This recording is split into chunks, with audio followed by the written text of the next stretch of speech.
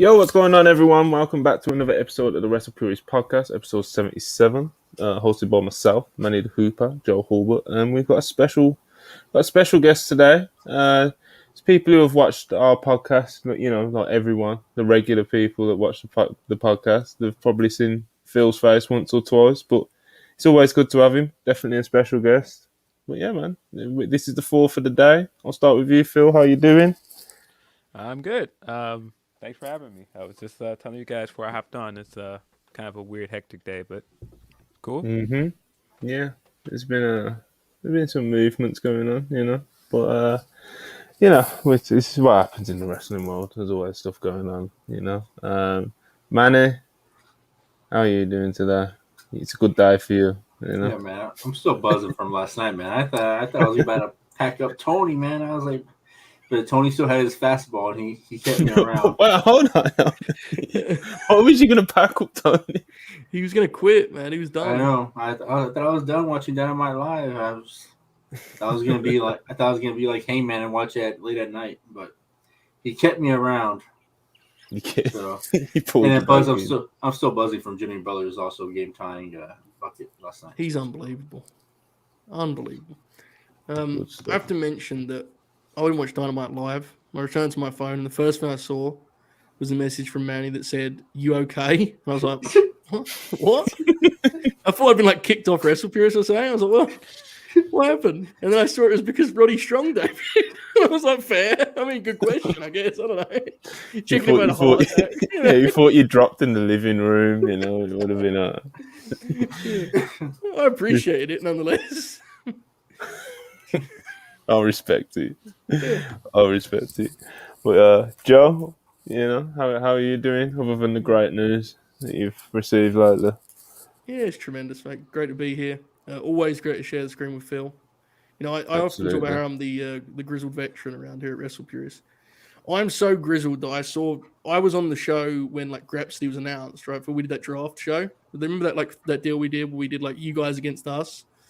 And I see, there I was in the mid card, and I see them come onto the show. I said, these fellas can go. And next time I looked up and they're in the main event. I said, fuck, but flew by. Always also to be on here with Phil, and it's going to be a good time today. We've got a lot to talk about at St. Very Trump and to celebrate in particular, so good time. Yeah, there's some good announcements and stuff last night. Yeah, man. Let's just start with Dynamite, because there wasn't really like any the news for the show and stuff is all came from Dynamite anyway, so might as well just dive straight in. But of course, first things first, people, please like, subscribe, send super chats if you're feeling generous. We always appreciate them.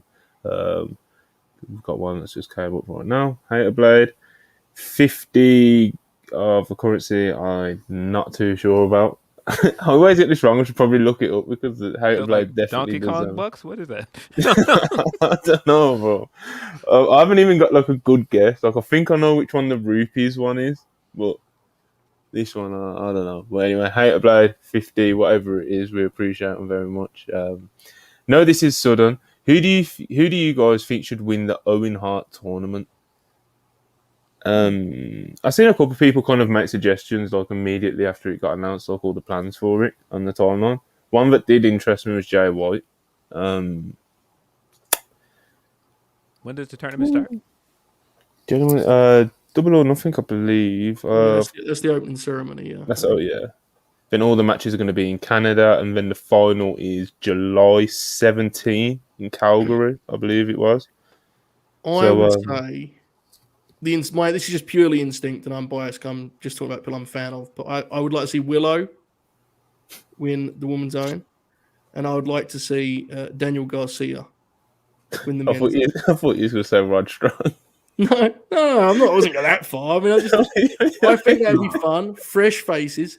I think Garcia will be hilarious in the ceremony receiving his trophy too, especially alongside Willow. Yeah, 100%. There'd be two that would pop me. But I mean, there's a lot of great options on that roster. Manny, you got any people you'd like to see or any predictions of who you think will win it? Roderick Strong? No, I already eliminated all the Mexicans from winning, the luchadors from winning. They never make it far in these tournaments. I'm gonna go with Jay White and for the women, Willow too. for Willow. Phil, who you feeling?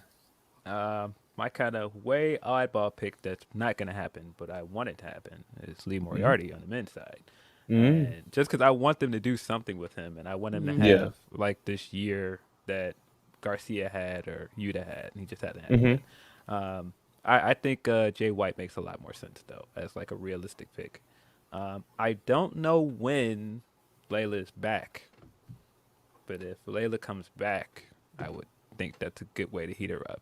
Give her that. What was her injury again? Was it a knee? Was it torn ACL? Yeah, those knees, man. You know, when are we going to figure this out, Joe? You know, figure it out. Heard you've got some doctors working on it. You know, I don't rest when I can barely walk, so I'm not the person who we're going to figure out knee injuries. Yeah, you know how to stand in those wrestling show queues, and you know. Do not go there. Clearly, I do not know how to do that. You know how to survive out here, you know. But yeah, Owen Hart tournament, women's side. Who would I like to see? Willow would be really cool, but I feel like her big one will be the Ring of Honor women's title. You know, when she eventually gets her hands on that, because I think that's kind of like a sure thing. But we'll see. There's not really, to be honest, for men and women, like Jay White kind of caught my attention when I saw it on the timeline, but there isn't really in either tournament someone that like immediately jumps off the page for me. Right. You know, there's definitely a lot of names that people could suggest that I'd go with. You know, the roster's pretty bunched together, right? There's a lot of guys who are on a similar level, so in that sense, it's more interesting who they're going to pick because we can make arguments for like 10 different guys and gals. So it's interesting. Yeah. I mean, I think the main question is, I'm pretty confident on this based on the announcement we got this week. I think they're going to try and give the tournament a little more pomp and circumstance this year. 100%. Yeah. And then it becomes a matter of what is the tournament's core identity? You know, a couple of us named younger guys, right? And like kind of, that could kind of slowly become what the tournament represents, or it could be an all-star lineup. Last year, it was kind of in the middle, I thought. So we'll see kind of which way they lean on that front this year. Yeah, 100%. And that's kind of like what I wanted to get into. And since we're talking about the Owen thing, because of the super chat, we might as well just kind of talk about it. There's like the whole, you know, we'll get into the whole subject of it now. But you pointed out, like, because of the announcements that Tony made and what those announcements happen to be, it definitely seems like they're going to make more of a, I don't want to say they didn't make an effort last year because they absolutely did, you know, but more of an effort to make it more distinct and unique and make it feel more, you know, unique. And, you know, because it's like, I remember like me, you and Ibu, Joe, like, we was like, oh, we hope the ropes are a different colour and the mats are a different colour and the lights are different and it feels just different and it isn't just, you know, Owen Hart tournament graphic and then the matches just happen on Dynamite. And unfortunately, it definitely felt like the latter, where it was just Dynamite matches with the Owen Hart tournament graphic. Then obviously there was the pay-per-view matches. And, you know, obviously the stuff with Martha was very nice to see, always is, you know. But in terms of like the feel, it did feel like there was quite a lot of stuff left on the table, it would be fair to say. I also didn't like the way the final matches were kind of just like, they were like that little just chunk of Double or Nothing in the middle. Like it didn't feel like a particularly, I mean, again, the Martha stuff was fabulous, but it didn't feel particularly prestigious. Ideally, and I know this is hard to do and people are going to have to lose, but ideally you would have like one of those brackets that makes everyone say, wow, you know, like, and my pick was Garcia, but I mean, even beyond, I mean, there's the high end talent in AEW is outrageous. Ridiculous. And, you could produce an incredible tournament, but we'll see. 100%. Phil, what did you feel about overall about like how they done the tournament last year, and what would you be hoping to see different this year with this go of it? I enjoyed the matches themselves, but the tournament was kind of a mixed bag with just how they executed it and presented it. I thought the whole belts idea was weird. Why not just do a cup? I didn't really understand the belts thing, so hopefully those belts are not coming back because I don't get the purpose of them.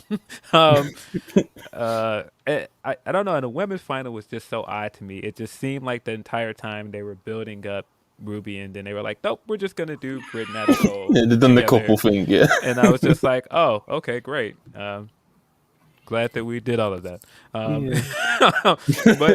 other than that, the matches themselves were good. I don't know. I hope that this year that it's at least afterwards, whoever wins it, it seems like it means something and they get like a push or something out of it. 'Cause I think that was the weird thing with Britt winning too. It's like, well, Britt is Britt. She doesn't really need this win. Like, it doesn't really do anything for her. And not to say that everybody that gets it should be like, a new, budding star or something, but at that period when Britt won it, it was like, well, what does this really do for her? Right. I think ideally it should feel. It would be nice if the tournament win felt like a career moment for the guy who gets it, or the woman who gets it. Like that, I think that goes a long way to helping the tournament really feel special. I'm with you, like in terms of Britt, she had dropped the belt 2 months before that, right? So it was kind of like it didn't have pack much of a punch in that regard. There's a lot of talent who would benefit from what we're describing, right? And it goes without saying, there's a lot of guys we could name, especially that it would be a career moment for them, and it would be 100%. Intriguing to see if they pick one of those. I love how they're doing it in Calgary as well. It'll be special. The final, then just doing the tournament in Canada. Like, I think that will absolutely help, like, give it a different feel, because like the crowd's investment in it will probably be. Like, I'm sure the crowd was like hot for it, because there always kind of are AEW crowd, except for like certain cities, that we've seen of late. But you'd like to think that the Canadian crowds will be even more fired up for the Owen Hart tournament, when the matches come on. And I just thought about it. If you want to go story-wise for this, the guy that makes the most sense to heal it up and win this tournament is Brian, because Brian winning in Canada and getting booed out the building while he says your favorite wrestler is an amateur, and I'm going to show you real wrestling winning this cup. I'm all for that. That would be good shit. Yeah, that would be good shit, 100%. I thought you were going to say Jeff Jarrett. Wow, man. To be fair, Phil South was storyline wise and would get a lot of heat, so I do get it. I understand, but I think the suggestion storyline wise, you go Jarrett. the suggestion was probably a little better than Jeff in the end. Yeah, just a bit, man. But Manny, what are you hoping to see from the Owen Hart tournament? Because you was just mentioning how Mexicans, luchas, don't make it very far in these tournaments. So are you hoping to see someone like Bandido or Phoenix make it to the final, or what are you hoping to see? I would hope so, but I don't know. We haven't seen, besides the Lucha Bros, win anything in AEW, so it is what it is. I hope we get a huge trophy. Like, I keep telling Joe, I want to see like an All Japan trophy in AEW for streamers. I want AEW to stay away from colored ropes, because when AEW had colored ropes, the shows sucked. So go, keep them with the black ropes. When did you figure this out? This connection is incredible, man. How do you come up with these things? It's a thing. That's a talking point today. It's the colored ropes. It's a blind. I didn't realize it today. Until I listened to some other wrestling shows talking about the colored ropes, and I put the two together. And I said, "God damn, they're right." I didn't put the two together until they. So now I'm on that point. I'm just glad they're making a big deal about it. The opening ceremony and all that. That's pretty cool. I just hope that we see like a lot of international wrestlers, and I think we might see some New Japan names, since some of the matches are going to be at Forbidden Door anyway. So yeah. I think that'll be pretty cool. Oh, the final is at Forbidden Door then? No. Some of the matches will be. Some of the opening matches, yeah. Yeah. I think that the announcements were that the ceremonies is at Double or Nothing. The matches will all take place in Canada, including matches at Forbidden Door, and then the final will be in Calgary, July 17th. So that's what we're working with. It sounds good, man. It does sound good, and like we were saying, it does seem like there is an effort to make it more, distinctive and just feel more special. That's kind of. And we need streamers. And we need streamers, and we need a trophy. Ditch the belts. Get the hashtag going. I'm not trying to see those, but I'm happy Phil brought it up, mate, because I'm not trying to see those belts again, honestly. No. We need to give Roderick Strong the Kyle O'Reilly push this year. So listen, I'm with it, bro. I'd be with that. Let him go along with Brady Phoenix. Keep the tradition alive. Just let him have the Kyle O'Reilly push. I like that. I like the phrasing. It's like a 2 month run of just like bangers, and then you cooked. You know, everybody just says it didn't make sense, but man, that was some real grabs, man. And you see Kyle walk away to the sunshine with that Moxley match. You never see him again. Man, that's just beautiful. Sunshine. Come on, man. Get Kyle back on our TV as soon as possible, man. Hopefully, man. Get well soon, Kyle. Absolutely. 100%. Absolutely. See, Bobby Fish has been doing tweets. You know. Oh no. He wants to get the band back. He wants to get the band back together. You know what he tweeted, Joe? I shouldn't forget the names. Radicals. That was like the Benoit, Malenko. That was a group, wasn't it? Tweeted that, yeah. Yeah, he tweeted the picture. You know.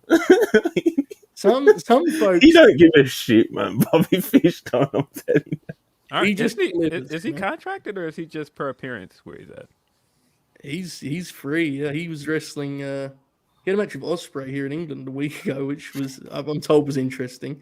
I think he only did a couple of dates with Impact, I believe. Right. Which obviously gave us one of the great promos in modern times. So yeah, I mean that'll be very, very interesting. We'll have to let it play out on the Bobby Fish front. You seen that? Go on, Manny. Go on. Honestly, I don't know how that Radicals picture worked. Like, makes sense because it seems like Kyle, Roddy, and Cole seem happy in AEW. And Bobby Fish is the one that didn't want to be there. So I don't think he put that much thought into it based on the fact that he posted a photo of Chris Benoit in it, man. I think it was just a 4-man group, you know. I don't think he really. Yeah, probably not. You know. No. I was gonna say, yeah, Bobby Fish, man. He's a interesting fella. You know, I doubt Tony's tempted after that last time. You know. No, he's one of the hottest free agents, right? Bro, did you see? You know the great promo you just referenced, Joe. You seen that? That's got like a 9 on Cage match. It's just it's one of the only promos I remember from the last decade. You know, you got that alongside Eddie Kingston's debut. Called Around My Neck, CM Punk in Chicago. They're like the big three, right, of modern wrestling promos. Bully Ray's in the no, absolutely not. Bro, that CM Punk promo in Chicago, like it made me feel like Phil Lindsay for a few minutes, you know, proper Chicago man, you know. I was like, yeah, Chicago, you know. Yeah, nah. I've still heard people that are like, man, the build to that match was shit. You're wrong. You're wrong. That promo was something else. Absolutely. Yeah, it was, man.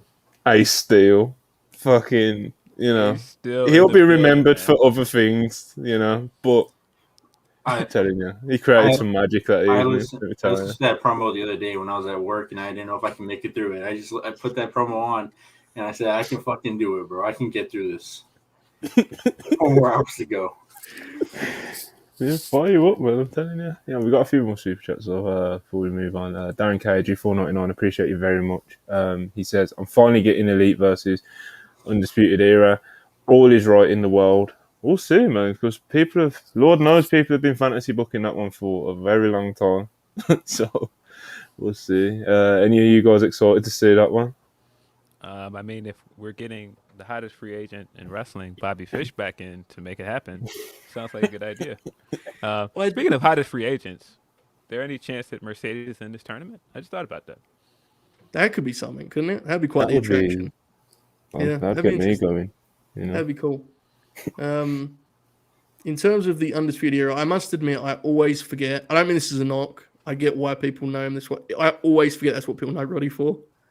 Like, I'm like really excited. Roddy's one of my favorite wrestlers ever, and I'm delighted he's in AEW. But like when I see, like, oh man, the band's back to you, I'm like, honestly, saying it wasn't the first thing that jumped to my mind. Even though he was literally saving Adam Cole, I was just like, exactly.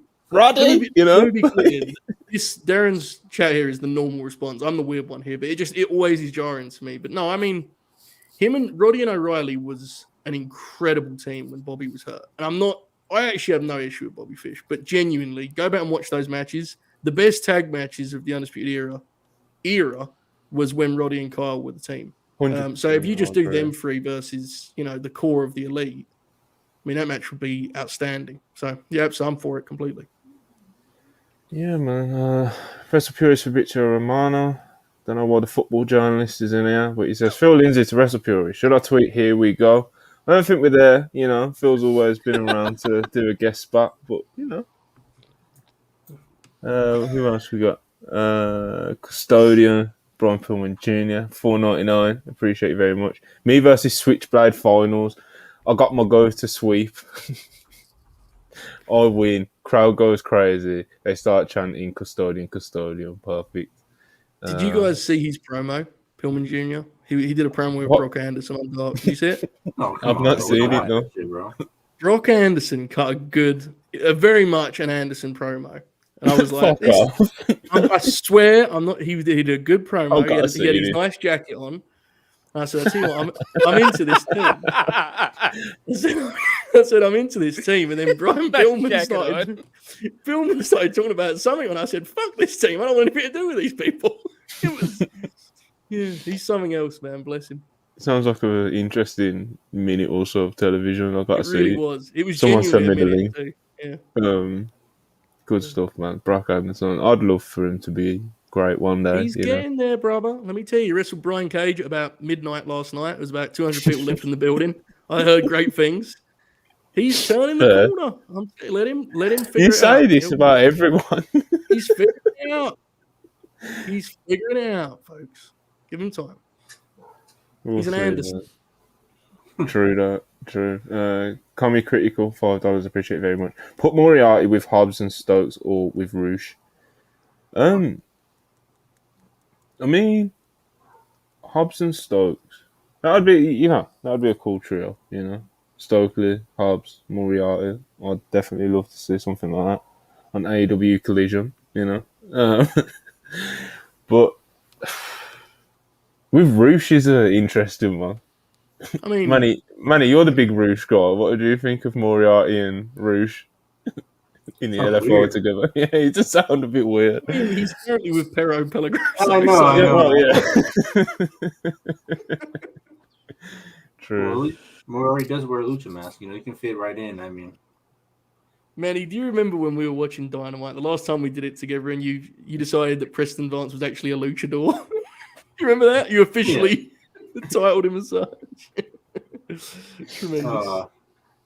And then I instantly regret it because he's like, man, you can't be getting outworked by a Jalistic out there, man. Like, come on, bro. Like, he was the shitter for a minute, and he's over here improving, and then you got Preston Vance over here like fucking doing nothing. I mean, doing a bunch of nothing. Oh man. Brew with $4.99. Appreciate you very much. If you want to raise the stock on someone, Sky Blue should win the Owen Cup. People like Sky Blue, man. People are into her. That might be. Well, I guess if you want to catapult someone, Yeah, but if you're gonna do that, you have to give her some kind of like actual push afterwards. You can't just be like, all right, this big career win, and then she like disappears from TV. I like Sky. I think she's come a long way since she got on their TV, but I think this would be a little soon, I think.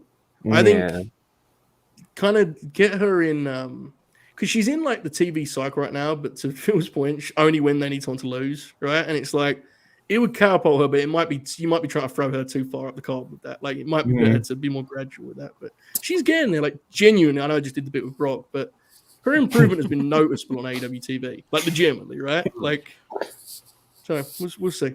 I also do want to add. I also hope that the people that win the Owen at least get a world title match, or they get something. Because I don't think they got that last time. They just got the stupid ass belts.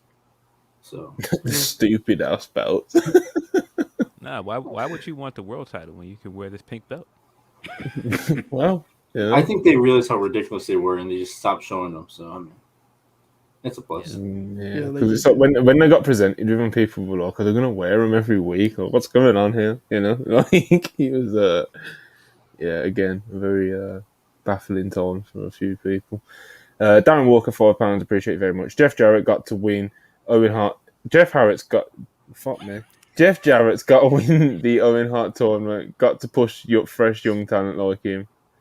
I still got it wrong, but I got the message across. Good. Well, I don't know about all that, Darren. Jeff Jarrett, he's not the most. You got to be careful with this. This Jarrett thing. They got to be careful. Listen, Darren don't care, bro. If it's Jeff Jarrett or Nick Aldis, they got to win. Well, I didn't say nothing about Nick Aldis, and we can talk about that another time, Darren. But I mean, I'm getting a little bit cautious with this Jarrett thing. I'm getting a little cautious. We'll see. Nick Aldis gave me one of the most legit belly laughs at something that wasn't that funny this week of him responding to Macklin. Oh, that putting was up this awesome. picture of him in the RB, and he's just like, "Oh, that's cool. I was wrestling Sting at the time." I was like, "Oh, wait, Yeah. a minute. All right." I had to screenshot it just in case he deleted it. I had to make sure I kept that one. Much like the other 2 million people that tuned into Impact last week, I watched it for Aldis's promo, and he was doing his Aldis act, and he goes, that Impact belt, that is the symbol of excellence in our sport. I said, well, Nick, look, I'm sorry, I'm on board, Nick. I'm a fan. I'm on the team, brother. But we've got to be careful here. Symbol of excellence is a little much. It's a symbol. It's a symbol. You don't have to pretend. Just say it's a symbol. Listen, it's a symbol in our symbol of It's excellence. what Nick Aldis does, bro. He builds prestige, I respect it. You got to look. If you're not taking it seriously, how can I? Is the genuine take, right? But it did make me laugh that he just immediately changed. Like, he took his whole act, just switched NWA for Impact, and did the exact same promo. That's real graps. That's just him, bro. Yeah, that's him, bro. Yep. Well, if you never mind, we can just move on. Trust the process 34. Oh shit, I clicked on it. Trust the process 34 9.99. Appreciate you very much. SRS is reporting AEW is working to fix the problem of hot acts disappearing after gaining momentum, and we'll hear about it soon. Do you think this is just the Collision announcement or something else? I'm 99.999% sure it's something else. How about you guys? Yeah, I don't know. I mean, there's always movement internally, right? So I'm sure we'll hear something on that front soon enough. Same. I have an idea of what it is. I don't think it's the Collision thing. Mm-hmm. Yeah. I mean, the Collision announcement is surely coming soon, but I don't think it will be. I mean, that will be a factor, right? But yeah, I don't think that's what that was in relation to. Yeah, I was gonna say what SRS is reporting. I doubt it's something that they would announce, because it sounds like a creative change, and it's like you wouldn't announce that, so like, not on TV or anything. Anyway, you might tell Dave or Sean or something, but we'll see. Trust the process 34 again. Appreciate you. $4.99. Do you think TK should/will assign others to help with booking? The idea of TK booking 3-4 shows a week, mostly by himself, doesn't sound like a good idea. We spoke about this start of the week and last week, but absolutely, I think he should. Because, bro, you go through his work schedule, even just in red, forget Fulham, forget the Jags, forget whatever other investments and businesses he has going on. Just in wrestling, his workload's hilariously long, So I think that's definitely something he's at least looking into, and seriously considering making some movements with. What about you, Phil? Yeah, I do think he's got to find a way to delegate this stuff a little bit better. He's spinning a lot of plates at the moment, and I don't know, man. Eventually, there's going to be some kind of regression with this stuff. So. Yeah, there's got to be. Absolutely. I think we've already seen one of it, because then if they were to get rid of Elevation. Yeah, it looks like it. There was the fight description said the final episode, and it was a best of too. So I mean that's not being confirmed. That's based on just the fight description, but it would be it would suggest that that's the case. I mean, in fairness, they're adding another show, so that's kind of having 2 YouTube shows is not necessarily when you have 3 TV shows, right? I mean, it's fair to say. So especially when the YouTube shows are what they are, exactly, they're just kind of. I think it was a way to that's all. It is, and I think it was a way to pad out the when you're selling the package they're selling, it's like you have now a lot more hours of content because Elevation existed, right? I mean, I don't know how many episodes they did, but it ran for nearly 2 years probably, right? I mean, Paul White was Paul White's show, right? He signed over 2 years ago, so 2 years worth of extra hours of TV, you've got a lot. That's added a lot of content, and that's honestly what the game is at this point. So that was the goal. It worked. It really is. I hope content. I hope that Dark, since they get rid of Elevation, they make Dark a little bit more competitive, like it used to be, like the competitive matches. But that won't. That's what Rampage is now. If Rampage is the 3rd TV show, that will probably be what you're imagining for what you want Dark to be. I would assume. Well, I mean, we haven't. I guess. But, I mean, Rampage hasn't been that in a long time, so I mean. Well, I don't know. I mean, What do you want on It's Rampage, literally man? just the initial run, you know. I want like the first couple of weeks of Rampage, back. That's gone. I mean, now that Collision, I'm with you completely. I loved the early days of Rampage, but now that Collision's coming, that show will be. Well, I mean, it's not going to get better, like it's going to be what it's been. I mean, it's so Sunday Night Heat. That's what it is. Friday Night Heat. Exactly. I mean, I agree, but man, the AEW's roster is like so deep. I mean, we always talk about how deep it is, and you don't realize how like sometimes with the rest of you see, you're like, bro, this is all AEW has to offer sometimes. So, yeah, that will always be where I've struggled with the recent months, year, however long of Rampage, and just dark in general. Like the roster's so deep, and the amount of people who have, like, say if you look at AEW, like, who's worked so far this month. Then there's people sitting at home who haven't been on TV for so long. People who only get like 2-minute squashes on Dark, blah blah blah. So they got a deep roster, man. One of the deepest rosters ever. I've said that for like the past year or so. Like they've got 100%, arguably, probably have got the best roster of all time in terms of just like on paper talent. Especially like in ring anyway. So even with IDB, 2 hours for Dynamite, 2 hours for Collision, an hour for Rampage, even with 5 hours of TV, and even with an hour or two on YouTube, and even with an hour or two on Ring of Honor once a week, I still think that can, if Tony delegates creative properly, and people can really focus on each section of each show, then maybe he can cook something up, man, because he's got the talent and the resources to do it. It's just. Would you like a suggestion? I'd love a suggestion, Joe. You would.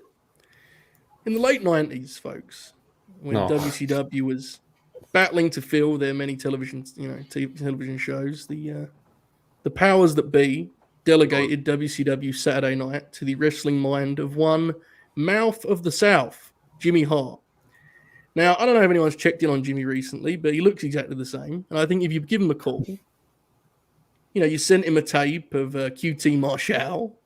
You said, listen, I've got 15 guys for you that are never on TV. Here is AEW Dark. And you see what he comes up with. I mean, I don't know. There's worse ideas. I mean, granted, he doesn't know any of the guys or gals are, but I mean, that could be part of the charm of the show, quite frankly, right? So he's still got Jimmy Hart still got that enthusiasm for the. He's still got his hair. He's still got his enthusiasm for the business, bro. I remember seeing, I think it might have been last year, like that WWE Hidden Treasures or whatever the series was. He's all in. Thing with Top Dollar going around with the the WWE guys trying to find like all like the last like merch and ring worn stuff. And Jimmy would like help help WWE find some of these things, and he was always just like enthusiastic as fuck, just to like be doing something. Too. It's amazing. He's great, man. I want to talk about it's so great. I still can't believe like we haven't seen like Malachi Black wrestle a singles match once this year, or since whenever he's done it, or Pac. We haven't seen Pac at all since he lost the trios titles. I'm just like, man, where are these guys at? Like, why aren't they wrestling on? I mean, I get Malachi as a trios champ, but come on, man, let's let them hoop or something, man. I don't know, like let them do something. I don't know. Let them hoop. Didn't Pac have like a visa issue at some point? I don't know. Fuck, man. AEW and their visa issues, man. Come on, bro. Get it together, It just happened. I don't know. I didn't know if you guys knew. No, I understand, Phil, because sometimes what happens with Manny is you offer him, the reason why something is the way it is, and he's like mad about it. What the fuck you want from me, Visa issue. I'm gonna insert the clip of Monty saying, "Fucking Tony, bro." He said there's a clip of him saying that. I need to see this clip, Many asks a question, and you're like, well, this is what I think the answer is. Oh, go fuck yourself. It's all right, man. Fair enough. 552. He says, $5. Appreciate it very much, as always. Willow for the Owen Cup. Yeah, man. Definitely one of the names that we brought up a lot just now. Widow's just great, man. She's just so charismatic, and she's just like such. You see, like when she just comes out, it's just good vibes and that, Like, she's a superstar, brother. On Ring of Honor, it just really pops me out. Ian nearly every time he's like, "Oh, it's my wife's favorite wrestler," Yeah. People just love her, man. She's very infectious, very, very infectious. There's not many baby faces that have like that raw ability like that, Mm-hmm. honestly, I'm torn on it because I want to see her and Athena again. And I love her as the person to beat Athena, but I also feel like her charisma is such, she needs to be on national TV, you know? Like, I love Ring of Honor for what it is. Like, that's a TV act. I mean, anytime Willow gets in front of those big arenas, they love her because she gets over live. Like, I don't know. She's genuinely, she could be a big time star for them. Hopefully that's how it pans out. It's really cool, I think, because she gets over in like that classic way. Yeah. You know? Like, you can easily have like not seen her before. You know, and like her music hits, and she's got that theme, and she comes out the way she does, and like even the way that she wrestles, like she's just super fake charismatic. that, you know? Yeah, like exactly. If you force that, it will die. And with Willow, it gets over every single time because of just 100%. It's infectious, as you said.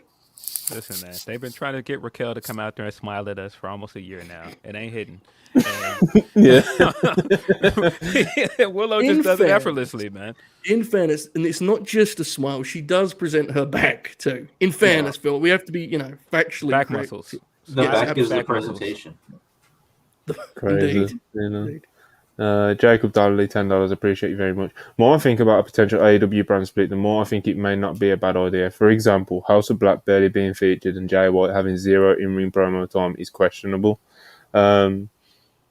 Listen, brand splits it's all about how you do them. I think me and Joe talk about this quite a lot, where it's like WWE have done certain things over like the past decade or two, but are things that have been done that have kind of like, I won't say always been done, because obviously WWE are the first, to have like 2 brands with the Raw and SmackDown and stuff, but like WWE have done some things that aren't inherently bad, but because they've done them so badly for so long, people hear things like, whether it's this, people hear brand split and they're like, oh no, or they hear, a good example of one is like a DQ finish, DQ finishes have been used in wrestling for forever.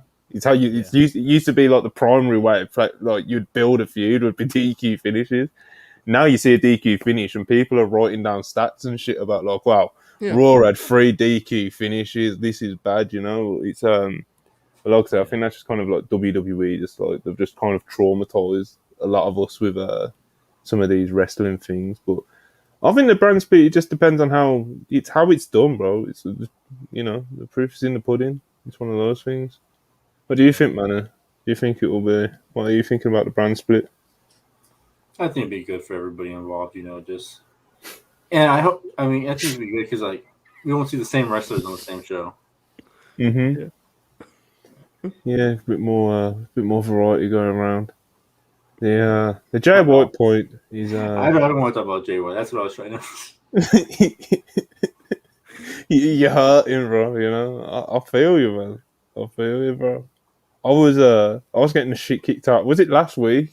Yeah, you would. He was on this show last week. Bro, I tried to save you like 3 times. You refused my help. I was just like, bro. I think like today, I'll just see. He's in a Rampage tag match.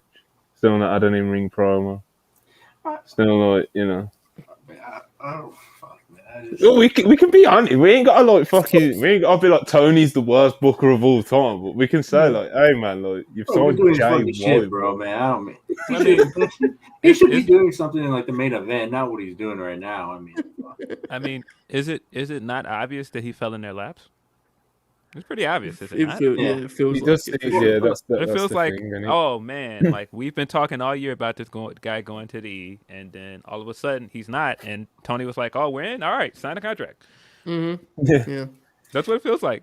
That's 100% what it feels like, and I guess if it is the case, what I'd say is like you didn't have to debut him immediately, No, like you can wait and pick your spot. Like I'm sure there would have been an opening for him to be in like a very featured, like prominent position between like now and let's say Wembley, or even Forbidden Door. Like you can slot, especially with it being Jay White and Forbidden Door. Like obviously he's got links to all kinds of people in New Japan because he's just came from there. So the only thing is, I still think him and Ricky is like an exciting program. I don't understand why Juice Robinson and Sean Spears are in it. It's like I completely agree with what Phil said, but at the same time, the centerpiece of the feud should be compelling to me. I'd love to see a Jay White. It's not featured heavily enough, is it? I also want to make. Clear. I'm not mad that he's wrestling on Rampage because I think Rampage has to get all the power, like star power it needs. But I I'd just be doing so much better. Like because we've heard for so long that people are going to be leaving from AEW to WWE, but actually it's not been the case. And AEW actually signed big names over WWE. So I would think that you would want to flaunt that you got Jay White and make him the biggest deal possible. They haven't done that. They just made it. They already made him feel like he's just a normal guy on the roster. I'm not a big like. I think there's only a handful of guys that need live promos, but not giving Jay one through like 3 or 4 weeks is kind of crazy. You know, like with his person, you should be giving him a big. You know the way sometimes we've got with some of the star wrestlers, Shivani will give them the big intro, you know, and they'll come out and cut the promo live interview style. It's like that's a natural fit for Jay, mission statement wise, and they've yet to do that, unfortunately. Yeah, but I mean, I guess my devil's advocate point to that would be, you give him a live promo if you had a direction for him. It doesn't seem like there's a direction for him. Like, what is he going to cut the promo on? Just being there. And I agree. He should have a live promo, but it definitely feels like they were like, oh, we don't have anything for him. Juice Robinson's over here. Let's put him over here. I also think it's, I don't want to say obvious, but I'm starting to feel like the entire point of adding Sean Spears to this thing is because Sean is going to turn on Ricky and he's going to join the Bullet Club. Yeah, which... Well, look, folks, I like Sean Spears. Everyone knows this about me. I'm on the record. But if you're trying to convince Bill this Bullet Club Gold thing is cool, I'm sorry to say that the Big Sean ain't changing it. He ain't chairman, baby. Come on. He ain't changing anyone's tune. I'm sorry to say. Yeah, I don't know. I get why they haven't. I can understand why they didn't have Jay White like cut promos because like, you don't want him. People be like, oh, why isn't this guy getting pushed right away? Like make him like a big deal because if you make him like seem like that, I just feel like people are gonna want to push him right away to like the title and all that. And I don't think they're ready for Jay White to be anywhere near that because they want MJF to get settled. And I don't know. I think if you have him go face to face with certain wrestlers on the roster, people are gonna be like, why isn't this guy, near the top? And it exposes a lot of guys, I think. Yeah, I mean, and that was kind of my fear with him going there, to be honest. Not that I was that enthusiastic about him going to WWE either, but I think there's more of a void for a big heel in WWE than there is with AEW. And I mean, yeah, he could be doing live promos, but we've also got Max doing live promos every week, and he's like the biggest heel in the company. You're not going to get bigger than him as a heel, so yeah, I agree. I don't know. Yeah, more. I guess more. If you have Jay White and MJF come face to face, I think people are going to realize, oh, you've been on this. I've been on this. People are going to realize, oh man, MJF might not be ready for this spot and all that. That's a crazy takeaway. I love that all of this is through the lens of people are going to say. There's going to be me on Twitter. Yeah, exactly. People are going to say, people are me. I'm typing it right now. It's in the drafts already. He's got the draft ready, bro. It's like it's not even like he was saying like, oh, Jay White might, he might come out like looking better than MJF, and he was like, no, people are gonna say MJF ain't ready for the bright lights, bro. He's a fraud. So there's no in between. I don't know. I feel like if that was gonna be exposed at that point, we're 3 years in. It still hasn't been exposed. This guy's still having great matches. He's still cooking. I don't know. Yeah, man. He's MJF. What I was going to say, man. It's about Sean Spears. Was it about? Okay, this is what my kind of like closing thoughts this week on Jay White. Oh, good. Yeah, I'm going week by week with this one. So like, 100%, it does feel like he's been dropped in their laps, and if that is the case, that's the case. And I said obviously it would be ideal for me if they would have just waited for a more prominent feature position to drop him in. But even if they were so desperately in the need of getting him on TV, so even taking into consideration that he may have fell in their laps and they wanted to get him on TV immediately, this Ricky Starks feud, if you're just looking at Ricky, it's like he'd done the Jericho feud and that felt very featured on a lot of time, and it's like, he had angles and this and that with it, and it's like, even if it had that sort of spotlight on this feud now with Ricky and Jay, it would feel a lot better for me as a Jay White fan who wants to see him feel prominent and featured heavily on the shows that he's going to be on. So it's not even that he's feuding Ricky, and even the fact that it's got Juice and Sean in it, even if it still had that amount of spotlight that the Jericho feud had on it, I would still kind of, I'd Yes. take it in stride. It's not the most ideal, but I'd take it in stride, sort of thing. For sure. My big problem with the first few weeks of Jay White's introduction, they've just kind of been like the lack of spotlight, and you don't feel as important as I think he should be. He hasn't been like presented like that, so we'll see where it goes. We'll go week by week, like I said, and I'll something to look forward to. Absolutely. Darren Walker, £5, appreciate it very much. Cash Reader versus Jay Lethal, be worth watching on Rampage this week. I'll be tapped in, bro. That's my kind of match right there. I don't know if the masses will, but what Joe says about the masses. The masses won't be. It's on like 5:30 Eastern this week, isn't it? Rampage. Yeah, it's good for us, isn't it, Joe? Yeah. Me and Joe look. Remember last time Rampage was on at like 5:30, and there was like a whole day or two of victory laps about it. A normal time for wrestling. We don't get it often. There was one that was like, it was when FTR wrestled Top Flight, and it was like my WrestleMania. It was on like 10. I was like, I can go to bed after. What a time to be alive. That'll be good for sure. Oh yeah, they moved it. They also moved. They moved it back an hour. Rampage. Jesus, can I not get anything? Oh, good lord! It's now 11:30. Now I'm crossing midnight. Now this is the problem. Now you're taking my Saturday away. Never mind. Never mind, folks. Don't worry about it. Never mind. Don't worry about it. Mario Judah, $1.99. Appreciate you, Tony. Let me make I'm the intro song for Collision. I think that's just meant to say, let me make the intro song for Collision. Listen, man, we'll put in a good word for you. Glick Foley, $9.99. Reports say Punk Jericho meeting went well, and Chris is being used as an intermediary between Punk and the locker room. Do you think Jericho will be able to successfully put over Punk to the boys? Before we enter the super chat, Okay. have we even talked about Dynamite yet? No. Oh, Well, We yeah, talked about Jay White a little kinda. bit. We talked about Jay White. We talked about the Owen. You've been here the whole time, man. yeah, I don't know. For some He's been reason, here the whole time.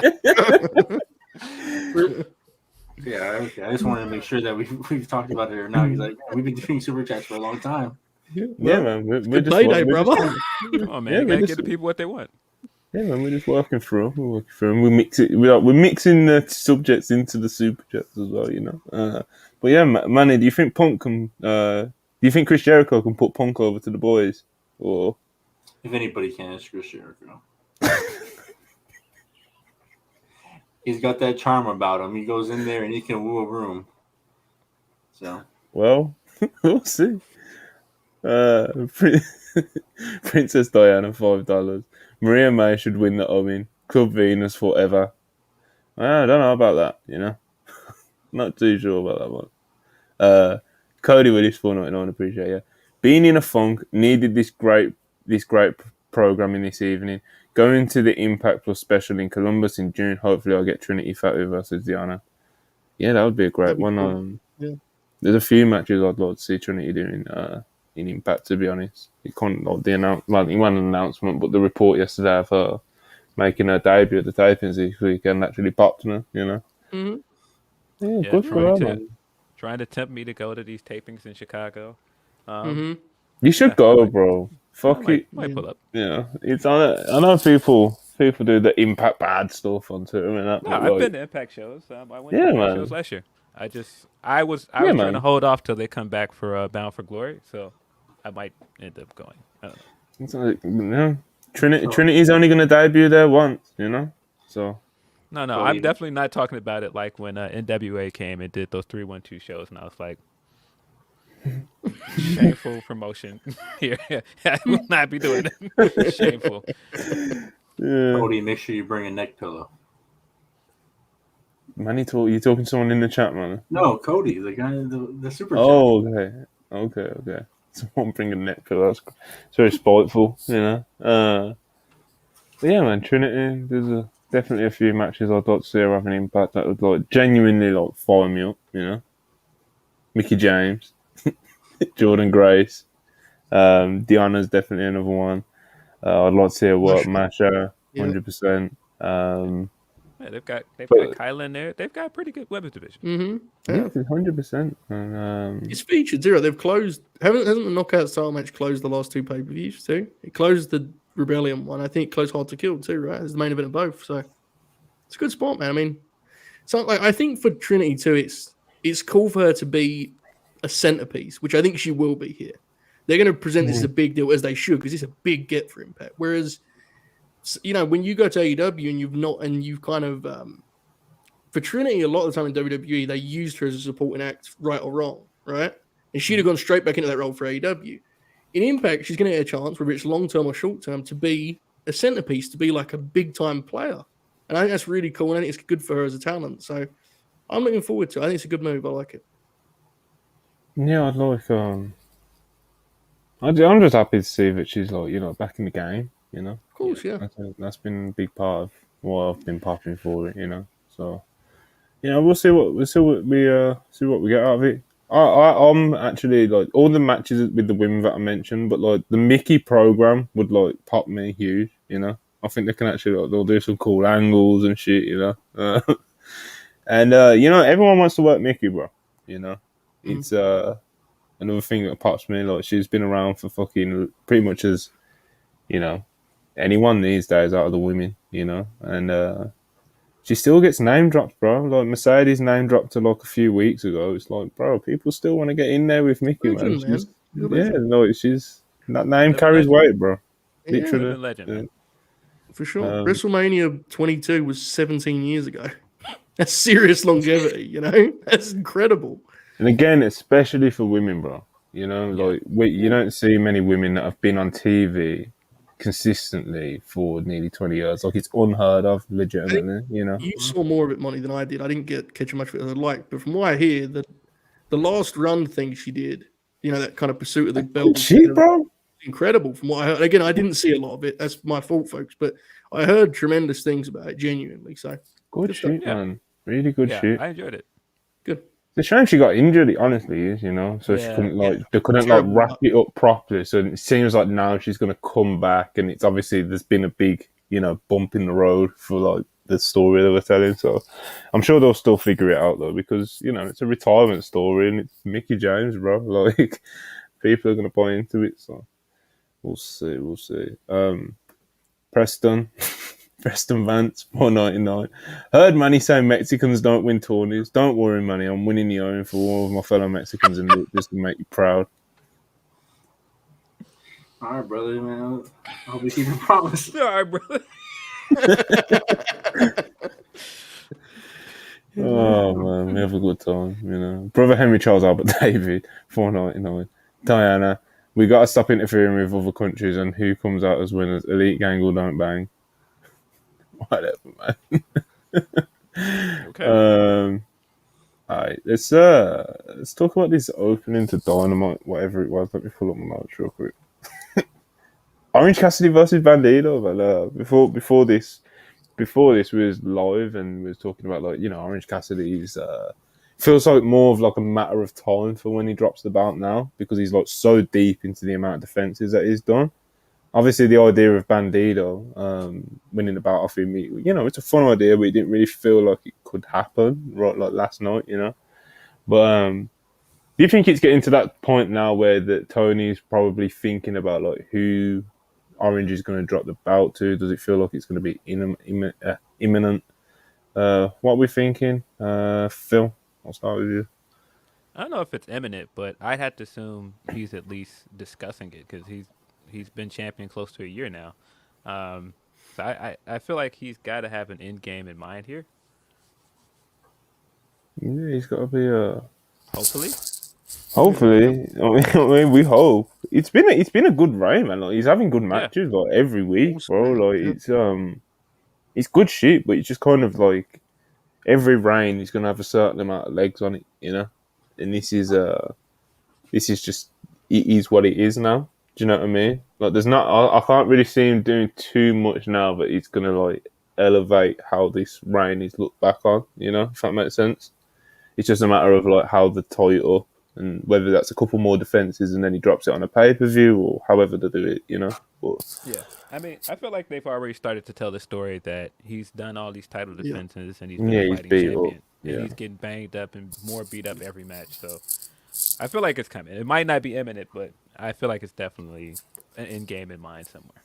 Do you think with that story it would be cool to have like a fucking, you know, like some sort of monstrous or just like huge heel just fucking kill him, you know, when they take the belt off him? I mean, in a perfect world, it would be Hobbs because he beat Hobbs in record time in that match, and that would be a great way for him to get his win back and do something after that TNT title run. I could buy into that 100% if Hobbs just fucking, you know, he was throwing QT Marshall around on QTV yesterday. He was just like, fuck these niggas, I'm going for the fucking international by myself. And just fucking, you know, he just kills Orange Cassidy, but I'd buy into it, man. But yeah, we'll see. We'll see. But yeah, of course, Orange Cassidy got the win. And, you know, it was good match. It was a good match, man. Joe, what did you think of the match? I really liked it a lot. I think this reign's been awesome. I think they're having some fun with the idea of it because there is definitely something cute to the notion that Orange Cassidy is having like a throwback television title run, which is really what this is. You know, like he's having an old school TV title workhorse run as Orange Cassidy, and he's doing a great job of it because he is so versatile. It's always interesting to see how guys work babyface matches with Orange. It's always a challenging thing because it's just a difficult dynamic, right? But Bandito is he has so much range in ring. He adjusted to it easily, honestly. I thought that a really strong match. I liked it. I've liked almost all of Orange's title defenses. I really do think he's been pretty spectacular in this role. So I'm with you. The end is probably on its way, but you know, if they're a place internally where it's like, let's let it leave it to keep rolling, I get it. I think he's doing a hell of a job. So the big thing is hopefully we get more Bandito wrestling on TV. He's booked for next week, obviously. I mean, that guy is spectacular. Every time he wrestles, the audience gets into it, but he could really go over huge, I think, if they got him on TV regularly. And I know there's a lot of different factors at play there, so I'm not blaming anyone. I'm just saying he's special. So I like the match a lot. Yeah, I agree. I think he really is special, to be honest. He's charismatic. He's really athletic. Like even just like he can do all like the flips and the high spots and stuff. But he's also like he's really powerful and shit. You know. And like I said, the charisma literally pouring out of him. You know, he's really dynamic. He's awesome. Manny, I know you're a big Bandito guy. What did you think of his performance last night? I thought the match started off fast, and then for some reason, like they slowed it down a lot, which kind of confused me. I thought they were going to keep up the high energy pace the whole time. The last 5 minutes was really good, really exciting. I'm always shocked every time Bandito does stuff. Like when he did that one-hand press, I just couldn't believe his strength.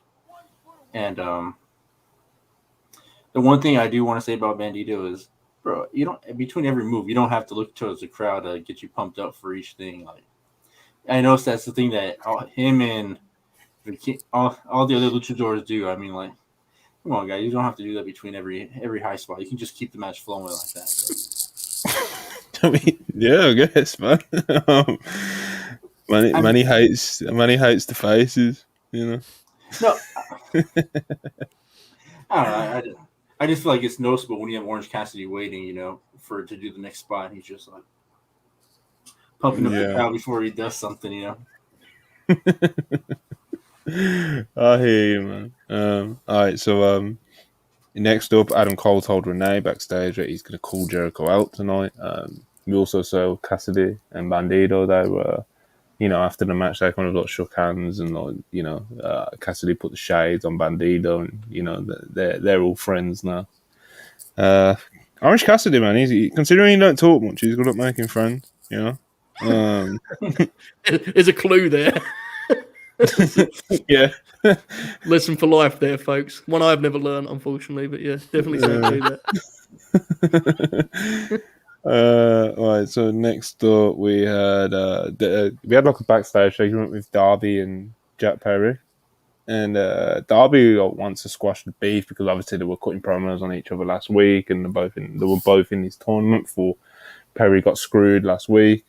And yeah, Darby was saying, like, we both said some things, and I just want to, squash the beef basically, and I want you to have my back out there tonight because I wish I had yours last week, and and they kind of had like this respectful agreement, and I guess it was somewhat interesting, but yeah, next up we had Dax Harwood versus Jeff Jarrett. Proper Wednesday night classic, this one, Jeff Jarrett got the win. He defeated Dax in the middle of the ring with the stroke. A lot of people were surprised by this, but I thought the match I had a great time watching this, man. Joe, I know this is your kind of thing, so I'll let you. I'll say, you take it. In theory, you're correct. I didn't think this was their finest. I think Dax is definitely rusty since he came back.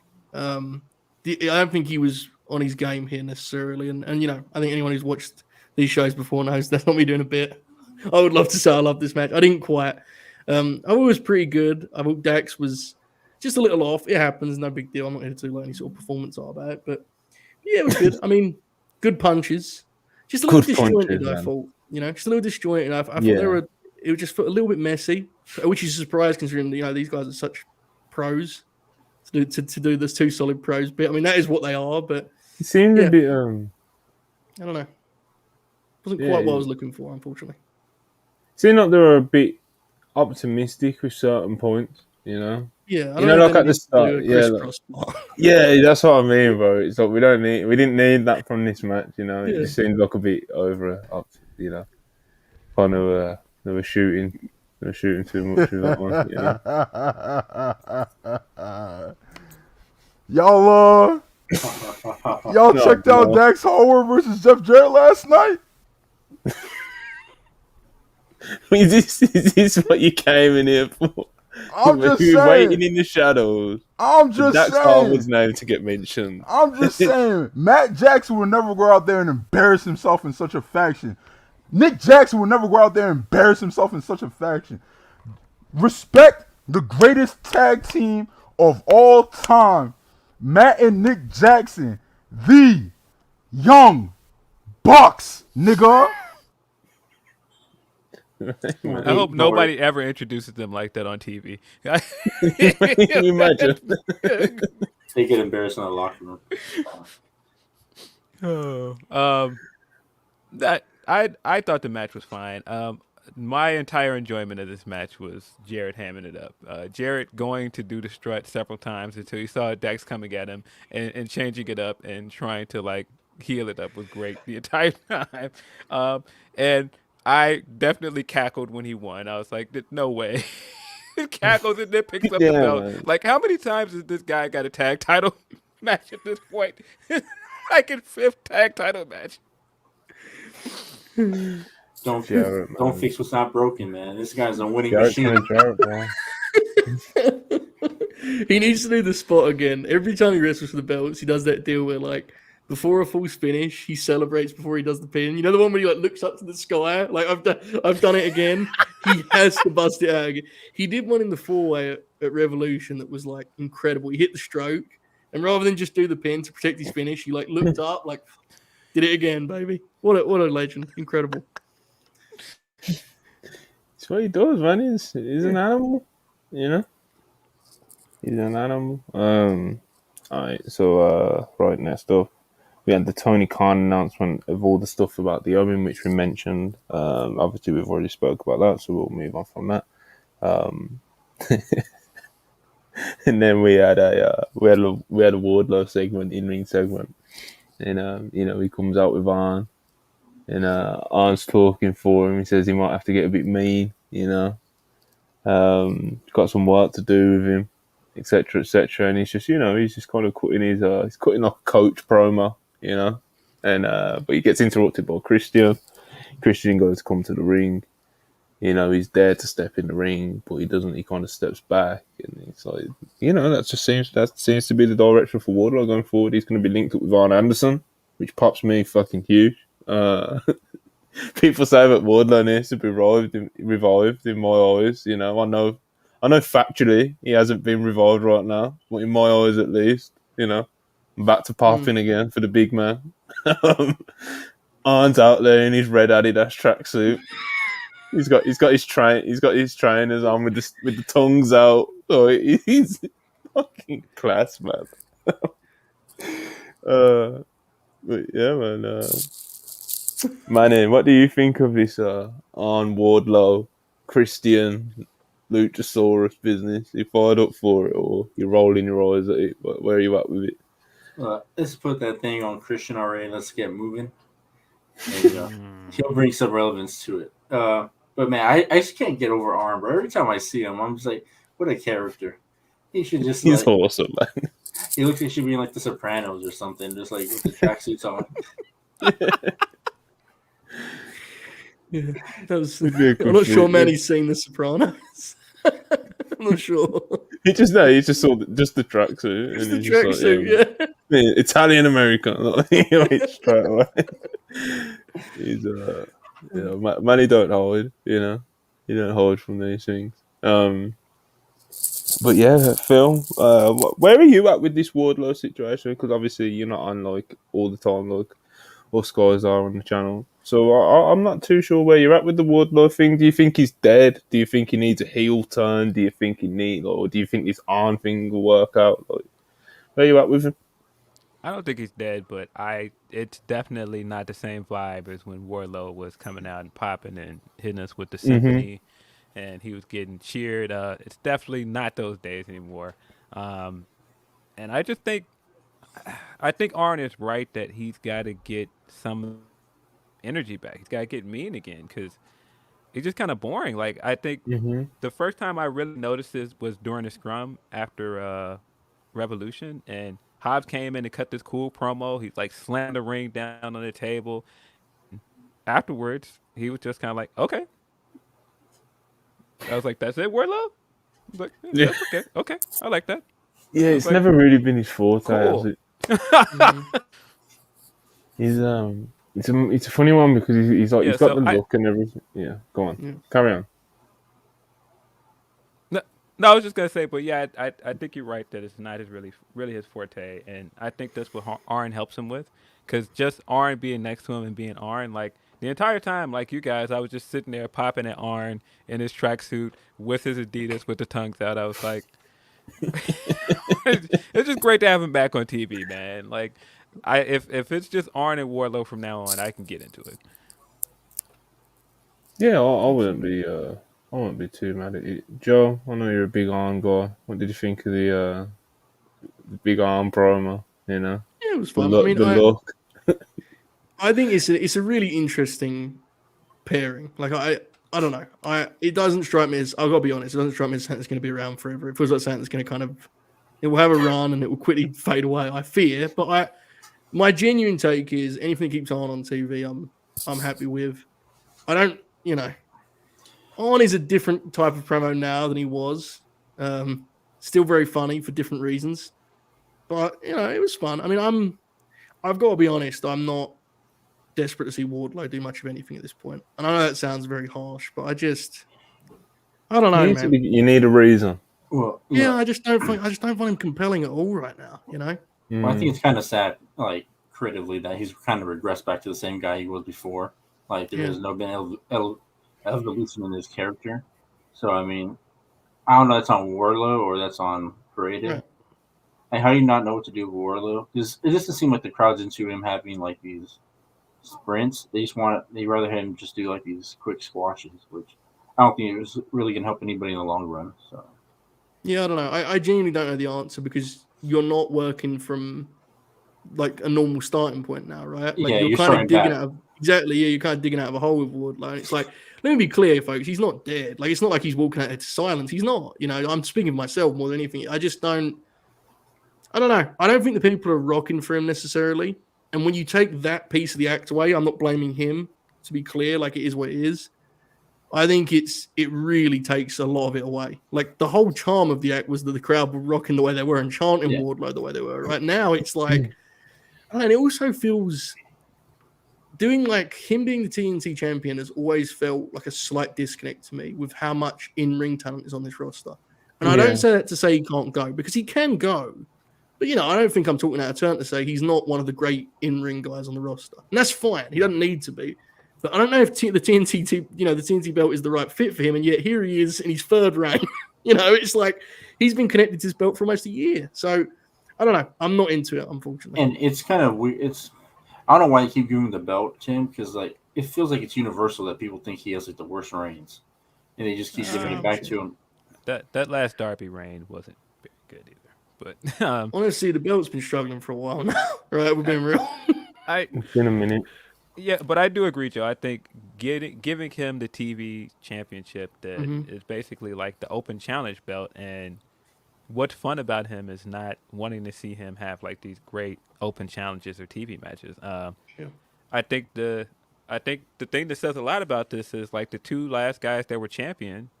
Well, actually, three last guys that were champion were way more interesting to him. Like I was into the Darby stuff, I was into Joe as champion, and I was into Hobbs. And then they went back to Wardlow, and I was like, okay, yeah, I'm with you. Cool. Do you guys think this hurts Wardlow if they ever do the eventual Goldberg thing, or like? Because I don't know. I feel like he's like Wardlow's lost a lot of his like mystique. If you did it when he was first hot and like, the crowds were going crazy, then I can see it. But Wardlow still talks about this match as a money feud or whatever. I just don't see it anymore. It's whatever. Yeah, I don't know. I can't pretend that I see it as this got a blockbuster match at this point. But maybe I'm wrong. I mean, I think the blockbuster match is Goldberg and Darby, not Wardlow and Goldberg anymore. Yeah, they're very different, but I'm with you. I mean, it's hard because I was never the person that was like, let me see Wardlow and Goldberg, so I'm not really the person to ask. But yeah, I'm not sure. Maybe we'll find out. Yeah, he's an interesting case, that Wardlow fella. But yeah, next up we had an MJF Sammy promo segment backstage. They were bestying it up, They give each other. Sammy gave him one of the Sammy vests, the vest that he wears, and MJF gave him a Burberry scarf. And like I said, man, they were bestying it up. Obviously, they made the deal last week where Sammy agreed that if he wins the tournament, he'll lie down for MJF, and MJF is going to help him in the tournament, etc., etc. And yeah, man, and that's the on-screen dynamic they're going with, MJF and Sammy. Right, so next up we had RJ City was standing by for an interview, and he gets fucking obliterated by the Blackpool Combat Club. Blackpool Combat Club cut a mean promo. I like this chaotic feel to the Blackpool Combat Club. It's one of my favourite things about Dynamite, that like they're just like fucking up the shows by just being horrible bastards, and obviously, even though it was an accident, the Don Callis thing makes it even better. Like the way that he fucking smacked his head a few weeks ago, and he was just pissing of blood. And like now we see the pictures and stuff of it, because I've shown a couple of clips of it. And he had a fucking 10-inch fucking gash going up his head. Horrible, nightmare-inducing stuff. Like, stop showing that clip, AEW. Horrible, man. But yeah, it just fits what the BCC are doing at the minute, bro. Like, they're just horrible. They're horrible people, and they're just fucking violent. And I like it, even though this was literally like a 30-second segment, bro. Like, I really like this. God bless RJ City. Some people like him, some people hate him. I'm sure both sides of this. Who hates RJ?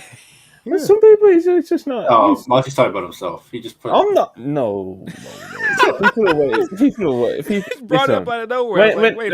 Whenever anybody's like comical, in the wrestling space, like there is always those, miserable people. Sometimes myself. That's why Manny assumed myself straight away. But I just like. But I think RJ City is, he's a cool interviewer and stuff. It's different. It's different. I ain't got no major problems with RJ City, man. Good kid. All right, so next up we had Darby versus Sammy. This was the final of the Pillars tournament. Obviously, it was starting the second hour, I think it was. instead of main eventing, that kind of set off some alarm bells for me. I thought.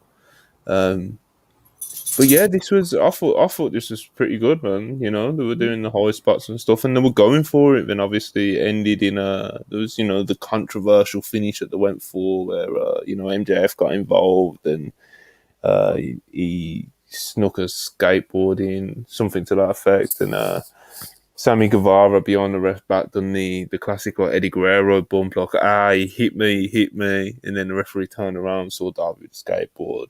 Darby pleaded his innocence. Referee didn't want to hear it, and he disqualified Darby, and Sammy won the tournament. Sammy and MJF are like shamelessly celebrating, running around, just shameless, but the celebrations, they were ruined. They were short lived. They were ruined by Tony Schiavone, who got word from Tony Khan that next week there will be a Pillars tag match, and that will decide how the title match at Double or Nothing will play out. So it will be Sammy and MJF versus Darby and Jack Perry. And if Darby and Jack Perry win the tag match, then they will get added to the world title match at Double or Nothing, making it a fatal four-way. AEW don't call it fatal four-way. They'll just call it a four-way, don't they? And then, of course, if MJF and Sammy win, then it just remains a singles match like it is currently. So currently, it is MJF versus Sammy at Double or Nothing. But there is I think it's fair to say there's a pretty strong chance that Jack Perry and Darby get the win next week. Manny, I know you're not the biggest MJF guy in the world, to say the least. Manny, what have been your quick, your quick thoughts on this build so far? Look, Monty, I don't watch it. I just tune out. I was watching the Lakers game during this. I was just like, I looked up. The only thing I remember was Sammy going through the table, right? If I remember correctly, in the match. He did dive onto the table which Darby was laying on. So I guess I wasn't watching it closely. So I don't know. I just don't know. I just don't get why we have to do this whole this whole. Come on, man. Yeah, I know. I just can't believe we're doing all these steps to get to this four-way. Why just not announce the four-way? We're telling a story. Oh, you could do like all Japan tags, and you can get to this four-way. Why is the all Japan described? They're doing a tag next week anyway, right? So, yeah. Yeah. Phil, what do you think of this 4 pillars build, man? I think the only week that I was kind of like, this isn't good, was just the opening promo last week. I think the rest of the stuff has been pretty solid. I think them getting to this match and, doing the DQ finish made sense because, of course, you don't want any of these guys to get pinned until next week. But, yeah, I've enjoyed it. I thought this match was really good. The only thing that kind of bothered me about the finish is I was like, wait a minute, ref. You let them do this table spot and had no problem with this table spot, but then when he throws this foreign object in the ring, oh no, you can't do that. You hit him, DQ, and it's like, wait a minute, we just saw a whole table spot. That was the only thing about this match that didn't make sense. But other than that, I thought the match itself was fine. I think Sammy and MJF is hilarious. I think them over celebrating every time they win is hilarious. I thought the spot afterwards where MJF finds out about the match and he goes on typical MJF rant, and then he goes to jump in the car and Sammy goes, "Oh, am I getting in too?" And he's like, No, it's full. And then the camera turns and shows that nobody in the car. It was crazy, man. Sammy was literally standing at the door. He's standing right there looking at the car. That's cool, man. I like it was good shit, man. But yeah, MJF, he weren't happy. He wasn't. He's already turning his back on Sammy. It's just like, we see where this is going, man. But yeah, after MJF ditched Sammy, we got the Adam Cole segment, I believe. So earlier in the show, of course, Adam Cole, after what happened to him and Britt Baker last week when they were attacked by the JAS and the Outsiders, obviously Cole's not happy, man. And he goes out there and he calls out Jericho, and he's calling him a coward or whatever it is that he's saying about him. And then Jericho, his music hits, but he doesn't come out. He comes out on the screen. He comes up on the screen, and he says Adam Cole. He doesn't even want to be in the same ring. This actually popped me. I can't lie. But Jericho was like, he's like, I don't even want to be in the same ring as you. You disgust me. Like, how could a man like you who watched his girlfriend get the shit like kicked out of her? Like, how could you do that? Adam Cole was just there, like, just disgraced. So yeah, Jericho saying he don't even want to be in the same ring as him, don't want to be anywhere near a guy like that who would let that happen to his girlfriend. But he sent his boys, the JAS, they come out and they start beating the shit out of Adam Cole. Adam Cole tries to fight back, but we don't get much in. He don't get much in. He's getting the shit kicked out of him. And then this was random, but then fucking Bandido and Orange Cassidy, of all the people, it's so random. Orange Cassidy and Bandido, they run down and they try to make the save, and they get a few licks in, but it's not enough. The numbers go, it's too strong, and you just, the baby faces, man. A lot of beloved baby faces in that ring. You got Orange Cassidy in there, you got Adam Cole in there. They're just getting the shit kicked out of them, and then and you're just wondering, like, who the fuck's gonna come out? I'm thinking it might be Kyle, I'm thinking it might be Cole, but I'm thinking like surely it's way too early. So like I'm there like for those like 10 seconds or so. I'm like really like trying to like. Then eventually I'm just like, oh fuck those, who knows? And some music hits, and obviously we don't know who it is. Titantron's coming up, and they're doing that thing that AEW does, where it's like the Titantron like builds to the name, just flashing on the screen, and then it comes up with the logo. No, I see the logo, bro, and I'm like, no, I'm like, nah, no way. No way. Sean Ross is doing another run in. I'm calling BS on that one, Monty. I'm pretty sure you know what that logo was.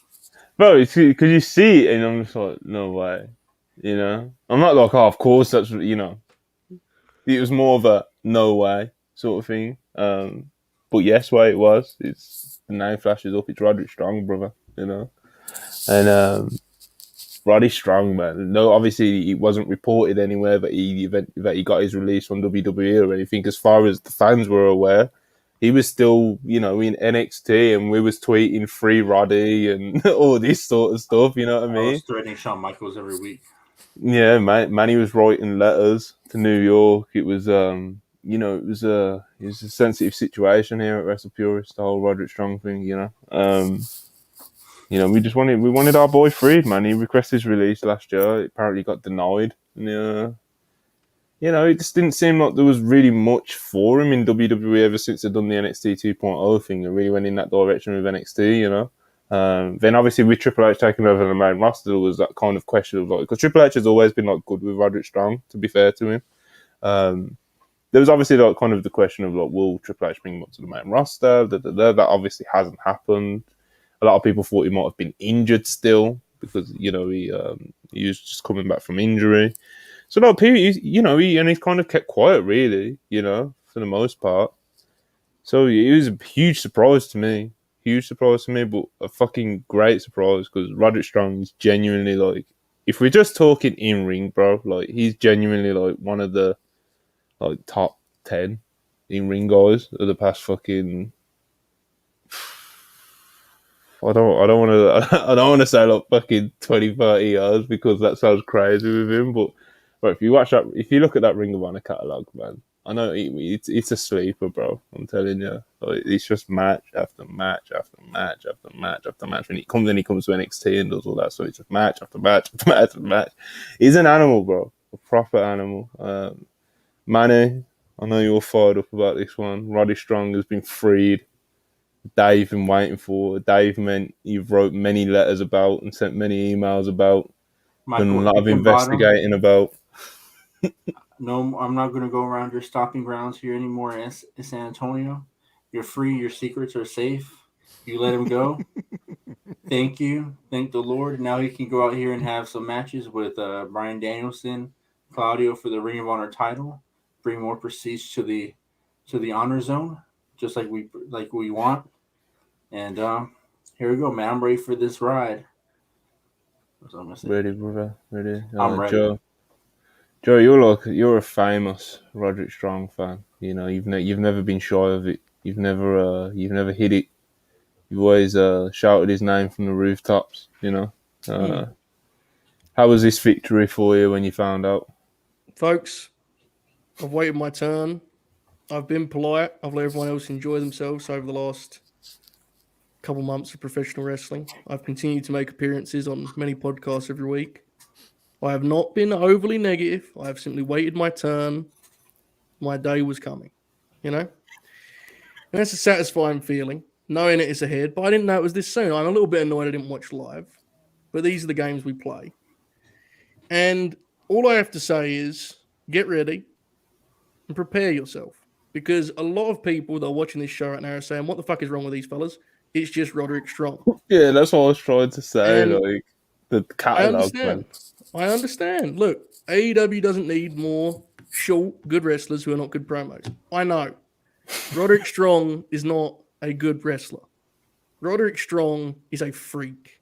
He's a monster. He's a specimen. He's a machine built for grabs. Okay? You're talking about a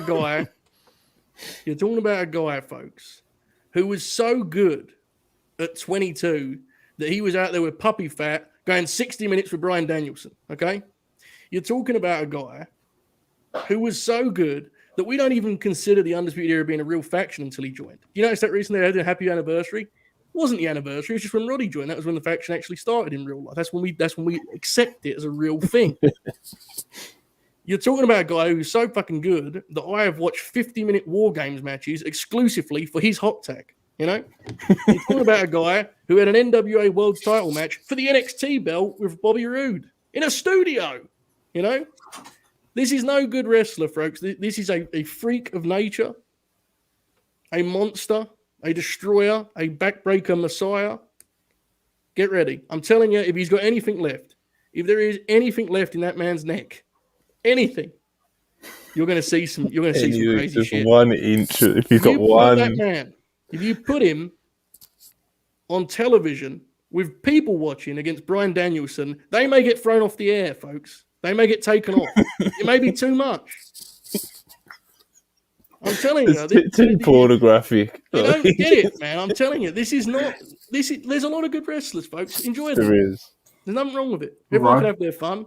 Manny, hold on. This is no good wrestler, okay? You're talking about a killer here. And I'm telling them all. Whoever listen, I know a lot of the wrestlers, they tune into WrestlePurists. And listen, I like you all, but be ready. Be warned. On behalf of Joe Holbert himself, get ready because it's about to get dangerous. I hear that, look, Daniel Garcia is a tremendous wrestler. I'm sure he's going to be one of the first guys Roddy wrestles. Danny, get ready. It's different, brother.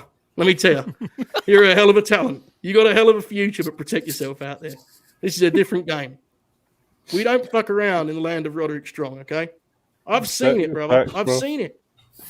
All of the tag partners, all of the matches, all of the classics. And now he's in front of arena crowds. He's going to be an absolute monster. Get ready.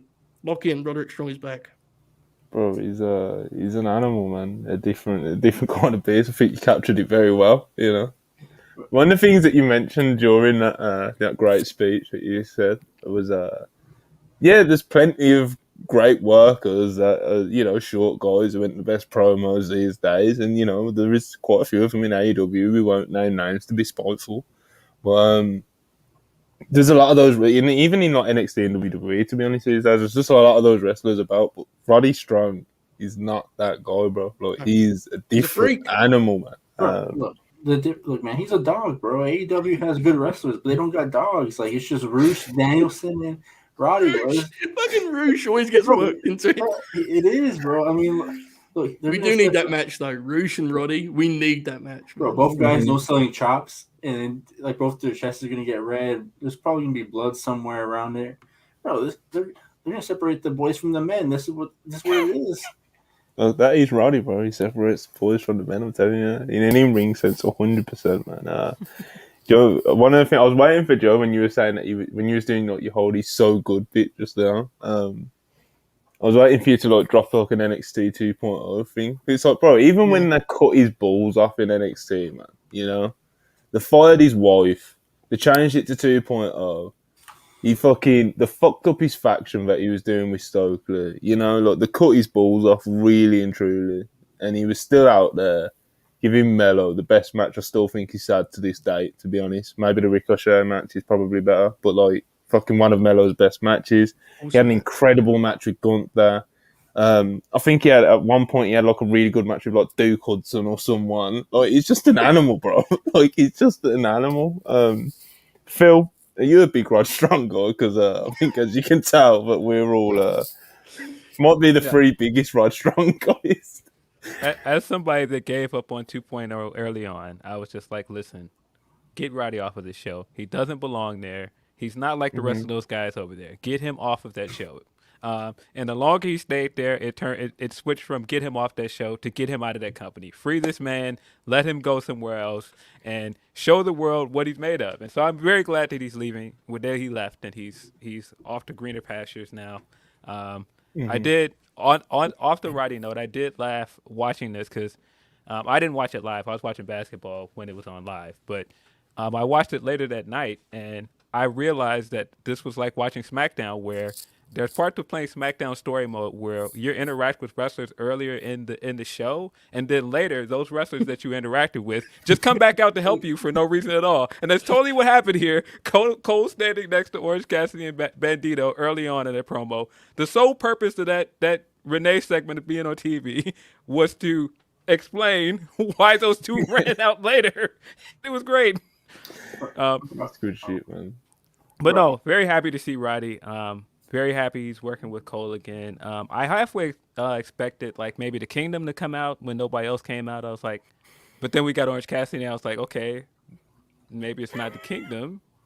But yeah, I thought this was a great debut, legitimate surprise. Look, I'm happy that the process of keeping Marina Shafir there and giving her a spot on TV and waving to Roddy like, look, it's cool over here. Look what we're doing with your wife. I'm glad that worked. That's some great chess you played there, Tony Khan. You played the long game. Yeah, the long game to get Roderick Strong. And, he's worth it, man.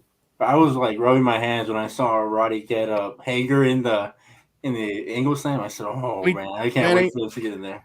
Everyone, I saw people saying, we need the Garcia match. I hope he doesn't do the Hager match. Give me the Hager match. I don't give a fuck. Give me both. And then he can fight Matt Menard. And then he released his music video. Oh, I mean, you see Matt Menard? He after one chop, he started kick the shit out of Matt Menard. Get him in there. Jake Hager will fly. He's gonna fling him around, Manny. Bro, then I saw his music video or whatever his hype video he did. He's taking bookings, bro.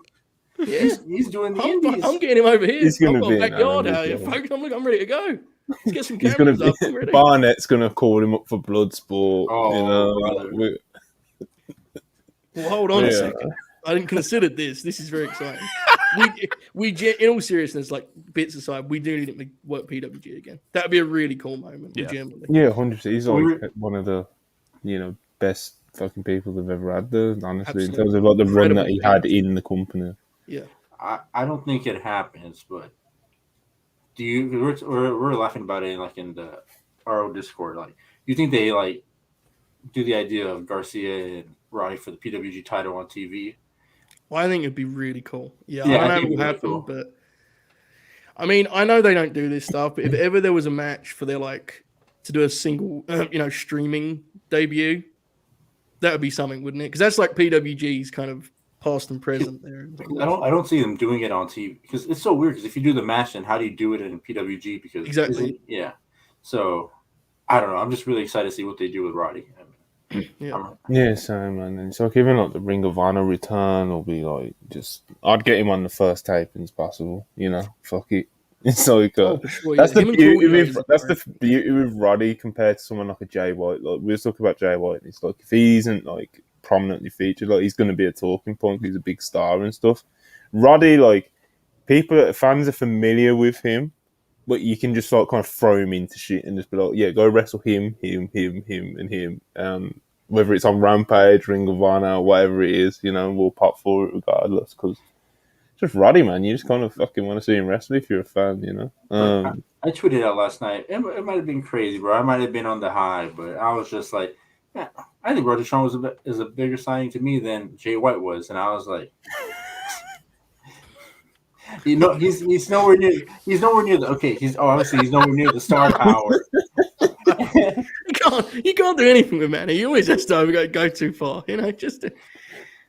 I'll stick with you on this one, Manny, for the sake of branding, but I don't know about that. I'm not sure. Yeah, obviously he's not going to be like the star power, but I'm just saying, like, the more I'm going to get out of.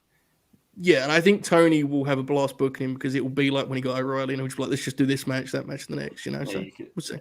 And him and Claudio is because I don't know who else Claudio's going to work for the belt while Kingston's injured. So like, that kind of feels like the direction you should go with this weekend, right? The tapings. Yeah, I didn't realize Tony was a big fan of Undisputed Era because he got them all. Like Adam Cole has like a good theme, and Kyle O'Reilly has his old ROH theme, and then he got a licensed music for Roderick Strong. So it's like, he was a fan of them before they would. Yeah, I know, but I'm just saying, but.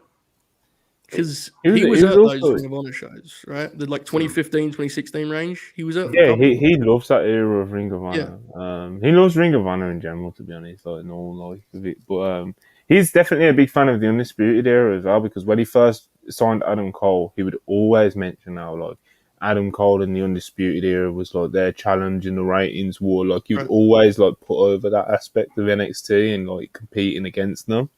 And like the work that I did, so he is definitely. If he wasn't even like a huge fan of them, tuning into all the segments, like he at least like respects the stars that he's got with him, if that makes sense. So yeah, man, he seems like he's gonna do some cool shit with Roddy, man, because Roddy in this setting, bro, just let him cook. Give him 15 minutes with no like weird WWE restrictions and shit, and he's gonna break some backs and he's gonna fucking, he's gonna chop and he's gonna throw some real forearms that don't look like shit, like 80% of wrestlers do, and he's gonna fucking, Roddy reminds me that forearms like aren't bad, like because, bro, honestly, like, nothing against like wrestlers. I can't wrestle. Like I can't. I can't wrestle my way out of a fucking wet paper bag, bro. It's not more professional. But there's a lot of like just like loose forearms and just kind of look like shit, if we're being honest. And I've always kind of been a punches over forearms kind of guy. When I see Roddy, he cocks one back and he fucking lets it go, bro. And I'm like, well, maybe they ain't so bad. Roddy's go on, man. He also liked some posts of Kurt Angle versus Rey Mysterio matches, and I said, oh fuck, man, he's gonna cook here with Ray Phoenix and like Vikingo and all these guys. Yeah. He can base, he can do it all, mate. Roddy, man.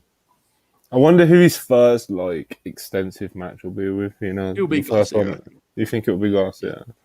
That'll be like tremendous. That'll probably be like a Rampage opener at some point. I don't say that to be a dick. Like that's fine for me. I wasn't complaining. That's the sort of match they put in that slot. Like Garcia's used a lot on Rampages, like the big match, so to speak. So yeah, I mean, they can wrestle anywhere. I'm watching that shit. And the opening match is usually the main event anyway. So exactly, yeah. Exactly. Yeah. All right, so next on Dynamite, we've only got a couple of things left and a couple of super chats and we'll wrap it up. All right, so we have QTV. They're doing like their shtick. And Hobbs comes in, bro, and he's not happy with those guys. And he's got QTV, he's got QT. Got mixed up there. He got QT up the wall and he's like, he was doing pretty well when he had the book Hobbs, and like now he ain't got his title. And QT's like to him, well, I was there when you won the title, and we can get you back to those heights again. And Hobbs storms out, and it looks like the QTV crew are going to Plan B. Let's say so. We'll see where this goes, but I hope Hobbs just drops these guys, man. like actually like properly drops these guys. If that means I have to see Hobbs destroy QT Dynamite one week, then fuck it, I'll take it. We'll see. We'll see where this goes, man. I think. Would it be fair to say that we all on this screen want Hobbs not associated with QTV going forward? Definitely for me, yeah. Yeah, and I don't mind the QT stuff. It's not the worst thing on the show. It's pretty inoffensive, but it does feel like it's kind of beneath Hobbs. Yeah, 100%. He's too cool for that act, man. Yeah, 100%. He does not suit. It's what I've said. It's like QTV, like as the segments and that. It's a harmless like minute or 90 seconds of TV, and sometimes it might be funny or whatever. It's like then you throw Hobbs into it and you're like, oh, fuck. Yeah, what is he doing here, man? Like I laughed immediately this week at Solo with the neck brace, and then he just does the breast spray like just out of nowhere. Solo is really funny, man. But yeah, Hobbs doesn't need to be anywhere near this because they all look like guys that are in this because they don't have a way on TV. Hobbs does. Hobbs is a legitimate, like, great wrestler, and he's an act that they should be moving forward with. For sure. Absolutely. Before they break up, I see one more tag match with the Hobbs and QT. And after that, you can call it quits. One more. Manny's gonna be one more for the road. One more match at them. Bro, I stayed up and watched Battle of the Belts just for that tag match with the Lucha Bros. I was pumped for that match. It was awesome. Good. So I'm going to say, after that, they can do what they want. Put Hobbs in the main event. It's fair. The thing I like about Manny is he's fair. He's fair. He tells you what he wants. Very simple deal he's proposing there. I like it. Man, I wish everyone was that way, All right, next up, we had Taya Valkyrie versus Jade Cargill for the TBS Championship. Obviously, they've been building this for the past few weeks. And obviously, Taya couldn't use a finish. That played into the finish of this match. Jade won via roll-up, which I found quite interesting. Yeah, man, this was another Jade Cargill defense, I guess, It's at this point in her reign, and just like not even just the reign, just her character development overall. It just kind of feels like it's ready to like really fire it up now, and because these kind of feel like pastimes, these little mini feuds and that she's doing. Nothing feels like big. Nothing ever really feels with Jade lately like, this one might be the one, like there's not like a big enough build that feels big enough to go onto a pay-per-view and stuff like that. So,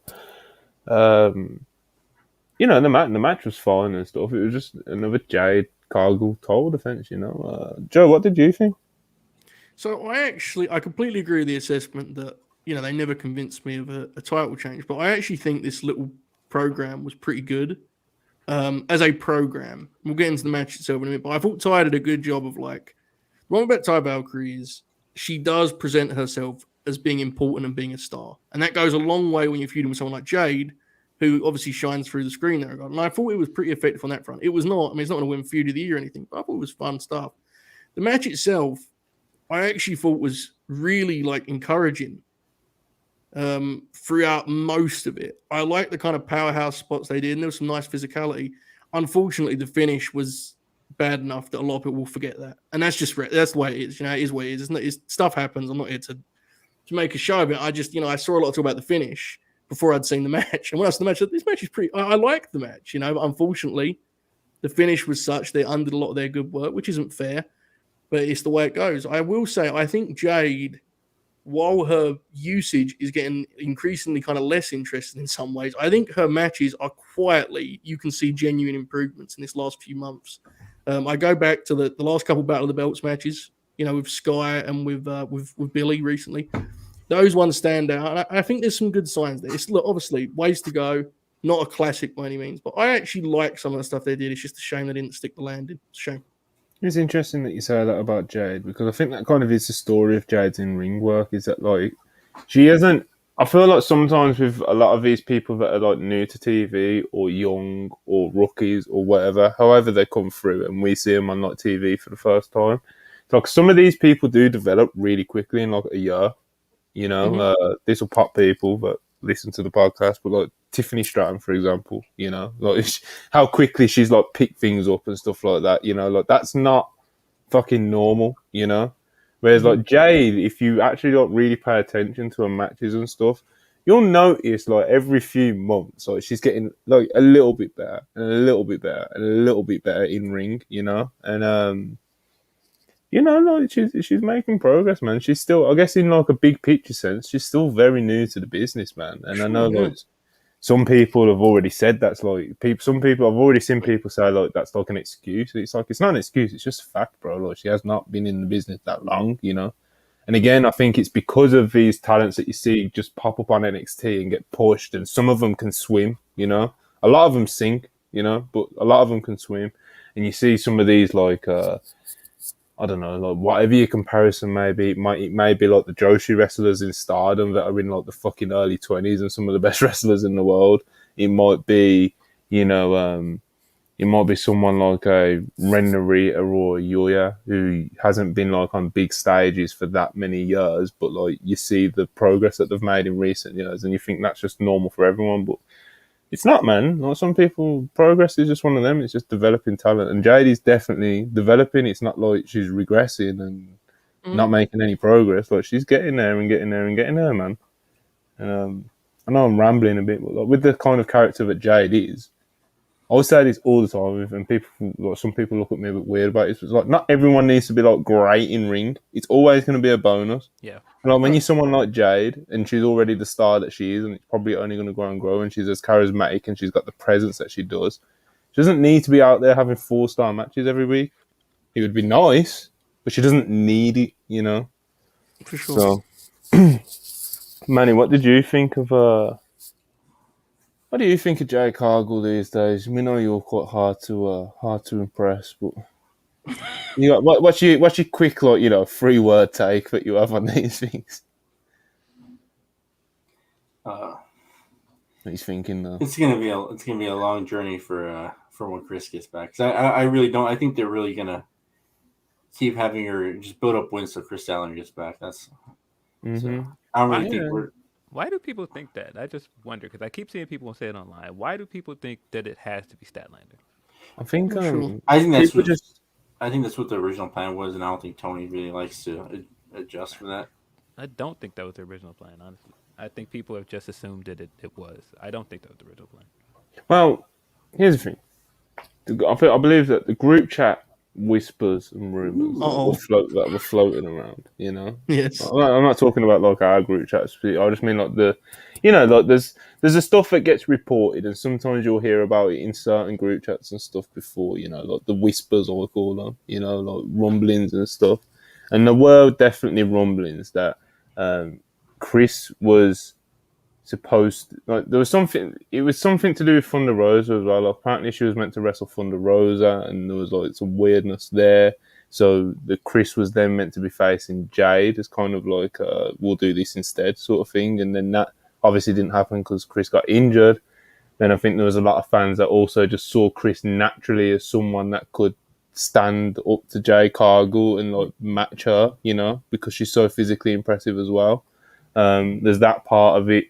And also, she's just like, she was over, man, and she was changing her character and stuff like that. But yeah, one of the whispers was that, you know, she was meant to be doing a world title feud, and there was some politics or whatever there was with that, and then she was meant to instead of that, they were going to do the TBS stuff, and obviously that didn't happen, and now she's gone. You know, but she's not gone. That sounded very morbid, but she's on the shelf.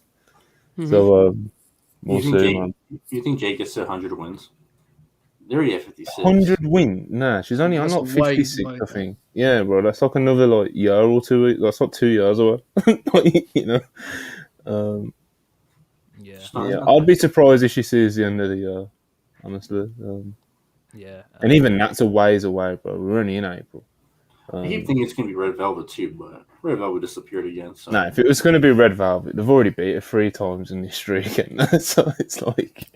You know, if it was ever going to be Red Velvet, they should have held off on that 3rd match. I think it's 3 times they've had matches, isn't it? So, yeah, it's 3. It's if if you count the Shaq match, it's 3, right? Because it's the Shaq match, then they had the match after that, and then they had the title match. Well, if you fourth time, I'll put better odds on that. she saw the tape. She's already wrestled 3 times. Israel Adesanya. Yeah. Good shit. Yeah. And I mean, like, I get it. I get the appeal of Statlander. I just think people that keep going, oh, it has to be Statlander. You have to wait till Statlander. And I don't think that's a good idea. I think that you can build somebody up before Statlander. Yeah, 100%. I don't think Statlander's going to be back anytime soon. So I don't think you should wait around for that. I don't mind where Jade is. I think it was a huge risk to take somebody where she was in her career. She's still very new, and decide you're going to make her like a big star and make her a champion, and not just make her a champion, make her at this point the longest reigning champion in your company. In some ways, like, that's something to be applauded, but like I said, that was a huge risk to put that much pressure on her right away. And I think that she's taken to it very well. I don't think that she's folded under the pressure. I think if anything, they've kind of failed her in some ways, not giving her the stories that that could have propelled this reign to be more special than it really is. And that's not to say this reign isn't special, but I feel like it could feel like a bigger deal if they gave her more storylines. But I thought this match and the program were fine. I thought the program with Ty is some of the most interesting stuff Jade has done in a while. And I thought the match was good until the finish, but the finish makes me think there's going to be a rematch. Maybe they're going to run this back at Double or Nothing, because Jade did have a streak for a while where she was on every pay-per-view. The last pay-per-view was the first time she wasn't on a pay-per-view. So maybe this is their way of getting her on a pay-per-view. I don't know. Yeah, I'm with you. I think I'm not against it for sure. I think it's also worth noting, like, 2 years in now for Jade, right? I think it was March 2021, right? I think was when she debuted with the Shaq match. And it's like, it has to be stressed also that this is not just any ordinary 2 years of professional wrestling, right? Because the challenge with Jade is to get Jade over and to do it correctly. She cannot be going 50-50 with every woman on the roster. She shouldn't be going 50-50 with hardly anyone. So the challenge is portraying her correctly while giving her a chance to learn, right? And that's always been the balance. Like, the best way for her to learn would be to have 10 matches with everyone, but that wouldn't do anyone any good in terms of getting the character over. So it's like, that's always been the juggling act. And I think they've struggled with it at times. I think Jade has adjusted well when asked to do longer matches. I mentioned the Battle of the Belts ones earlier. But yeah, I mean, it's also, that's got to be noted. Like, this is not like she's working 4 times a week, right? Like, it's a very different schedule. Yeah. It's a hard thing to do. So I think she's doing good. I agree. Yeah, man. Yeah. Big fan. And to your point, I don't think she needs to be this amazing wrestling. I think the thing that she really does well, other than like the presence and like the promo stuff got better, but she's just really good at making the big moves look impressive. Like when she pulled out that Tour of the Islands a few times, it looked great every time she did it. I thought the Canadian Destroyer she did in this match looked great. She always finds a way to make that pump kick look really, really hard hitting. Like I said, the only thing that's missing with her right now is just like that really good rivalry, and I just don't think she's had it yet. Like the Velvet stuff is good, but I feel like she just needs more. She needs to start working the bigger stars in division. Yeah, she needs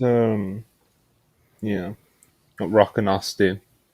Yeah, she you got Trish and Lita. You've got whatever one you want to throw out there. But it'd be nice if Jade had that. That opposite.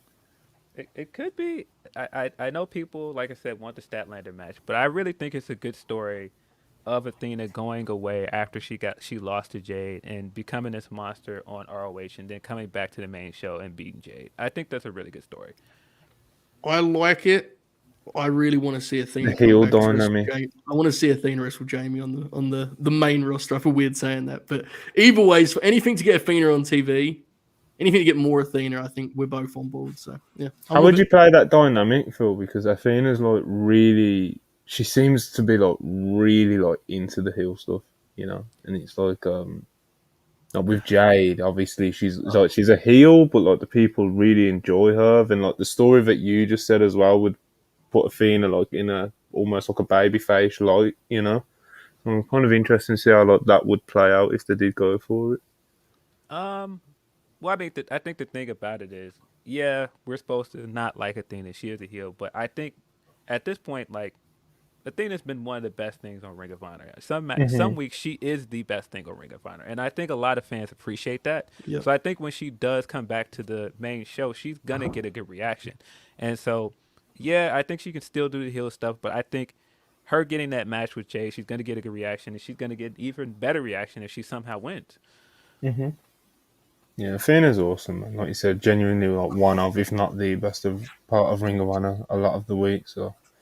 Yeah, next up in Dynamite we had. Man. You don't have to be polite, Phil. She's the best by far. She's incredible on that show. She really is the MVP of that show. Yeah, 100%. Yeah. All right. So next up we had a Britt Baker and Jamie Hayter segment where they kind of talked about the beatdown from last week and stuff, and the done what they did. Then we had a Jay White and Juice Robinson pre-taped promo. This was, he was, obviously the cut promo, not Ricky and the boys. And yeah, man, it was a good promo. Obviously, they can talk, but it's just it's just pre-tape thrown in there. It weren't exactly anything that significant. And obviously, we've already had the Jay Watt conversation. Next up, we had the main event, I believe. So yeah, we had the main event next, which was Kenny Omega and Takeshita versus Butcher and Blade. They only had by the time the bell rang, they only had 9 minutes or something to actually have this match, and I thought with that time and considering that they were going to do an angle after it as well, so the match didn't even go to 9-10 minutes. I thought it was decent for what it was. It was a good little short match. And then obviously the big thing was the angle after the match where Manny, recap this angle, man.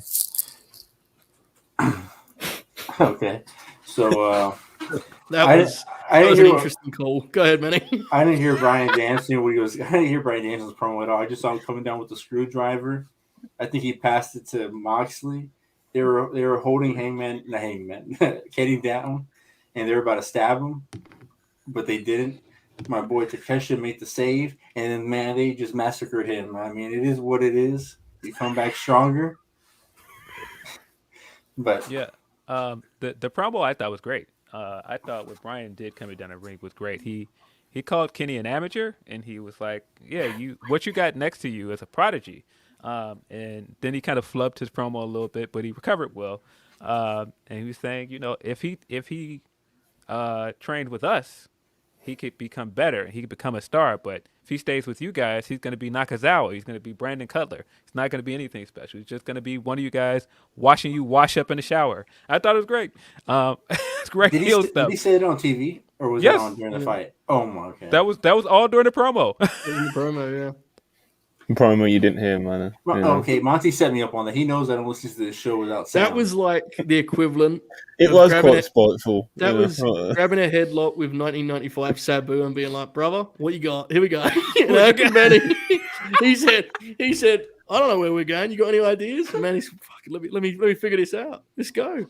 Incredible. Yeah, and obviously there was the part of the angle where Takeshita gets pushed or he pushes one of them, and it's like no, it was John Moxley actually. John Moxley pushed Takeshita. No, he's calling the whole match. He's got it down now. But anyway, it looked like Takeshita, fucking set one of the elite guys up, and the Black Ball Combat Club were trying to celebrate with him and kind of almost induct him in and raise his arm, and Takeshita weren't really feeling it. And like Manny said, man, you get what you get. It's a cold world out there, bro. And they got the screwdriver and they turned it on to Takeshita. And the show went off the air with literally Takeshita getting stabbed with a screwdriver. It's almost they definitely kind of ran out of time, judging from the length of the main event and how the angle went off air, That happens quite a lot with AEW, I've noticed, They're like 3-4 years into doing TV now. It's like, fuck, man. You can time out your segments properly. Fuck. I always blame MJF for it. I don't know if he has anything to do with it. I always blame him. I've noticed you do that. No, but I did like that little theory going on. Like I saw on Twitter, people are saying, well, if you join the BCC, you have to bleed with them first.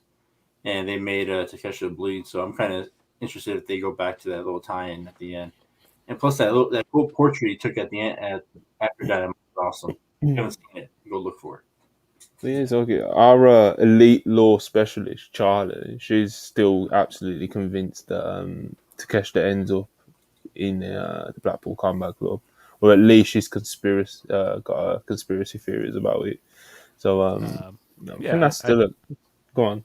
Yeah, I think there's reason to believe that because I think every time Don has brought him around, Kenny is just like, who is this guy? Like basically, like he's not shooing him away, but he's kind of looking around like, what is this? Like, what's going on here? And then, of course, I'm sure you guys have noticed, like on BT, he's like constantly looking at his phone. It's like, who's he texting? I don't know. Maybe noted free agent Kota Ibushi. So I don't know. I can see him joining BCC. I personally think, outside of MJF, BCC is the best heel act on the show, like by far. And that was kind of my point with the Jay White stuff, that it's just so many other good heel acts that are like ingrained in the company and they have like established storylines. So it's kind of hard to like just plop him in and get him something going right away. But yeah, I think BCC is cooking. I think Kenny is cooking as a TV wrestler. I think one of the best things to happen this year is getting him back on TV full time. I don't know, man. I kind of feel like this is leading two ways because I see Charlie's with you, brother. You know. But yeah, I see this two ways because Brian is still doing the Regal stuff. I don't know if you guys noticed during the match, but he called Excalibur Man in the Mask this week, and I was like, he's still doing the callbacks to Regal. When is Mox gonna get tired of that and kick his ass the fuck out of the group? And I think it's coming. It might not be coming immediately, but I think it's inevitably coming. Hopefully it happens after Blood and Guts because I need to see that match before he does it. So. Yeah, I think you're gonna get Blood and Guts. Pylon's mentioned $2. Just real quick, man. Takeshita was wearing blue, white, and gold. Someone may need to remind me why that's relevant. Bushi. Yeah, he was wearing Bushi's colored gear.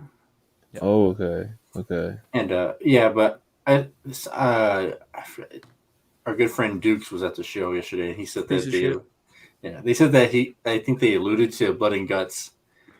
Yeah, they did. Yeah, so post-match. I think that's where they're hit. I mean, I think it's either that or they do. I'm so glad it's not going to be Anarchy in the Arena, even though that it's awesome. But I'd rather see them in the setting. I think they both come in. I think that might be the pay-per-view match, though. You know, because Anarchy in the Arena on paper, like, look, man, I get what you're saying, Manny, but giving the Elite the freedom of Anarchy in the Arena could be incredible. I think they'll do it at Wembley. No, I know. I'm Full Count Anywhere match they had with Death Triangle in the Trios series.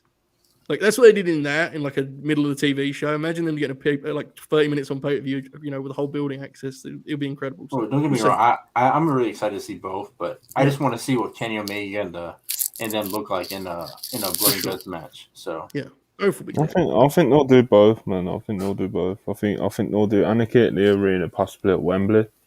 Honestly, it wouldn't surprise me too much. I'm not sure if that is the match I'd most ideally want to see out of this feud at Wembley. Obviously, the show that I'll be going to. But I don't know. I think there's a chance that they do Anarchy at Wembley. So yeah, Blood and Guts, Anarchy in the Arena, those kind of things. That's what this sort of feud is. A lot of different wrinkles in it. Of course, Ibushi. What's Takeshita gonna do? What's the dynamic with Danielson and Mark's going to be like? All the things that we've just mentioned. So it's good. It's good to have this with your main storylines. Like all these different wrinkles and stuff. But yeah, man, that was AEW Dynamite, and we've got a few super chats. So if you want to send some in real quick, then get them in right now, and we will get through them real quick before we get out of here. Glick Foley, if you're still here, appreciate you waiting. 4.99. If roster split is harder than we expect, how should they acknowledge it without a draft? Weird to not address why certain guys are on certain days. Bro, I don't really think it's such a big deal. I think people aren't really going to. Yeah. I think you'll probably be okay. I mean, honestly, it has unofficially happened in the past. There have been feuds that just lived on Rampage, and it was never like. It's just kind of how they. I think for like nerds like us, and I say that glowingly, including myself, we'll notice because we are in fact sickos, but generally I don't think it'll be that big of a deal. Yeah, probably not. Princess Diana, $5. H, your sister is perfectly capable of winning that tournament. It's crazy. It's a crazy super chat. Cast the Show, $4.99. Appreciate it. WrestlePurists with a guest star. Absolutely. Great stuff.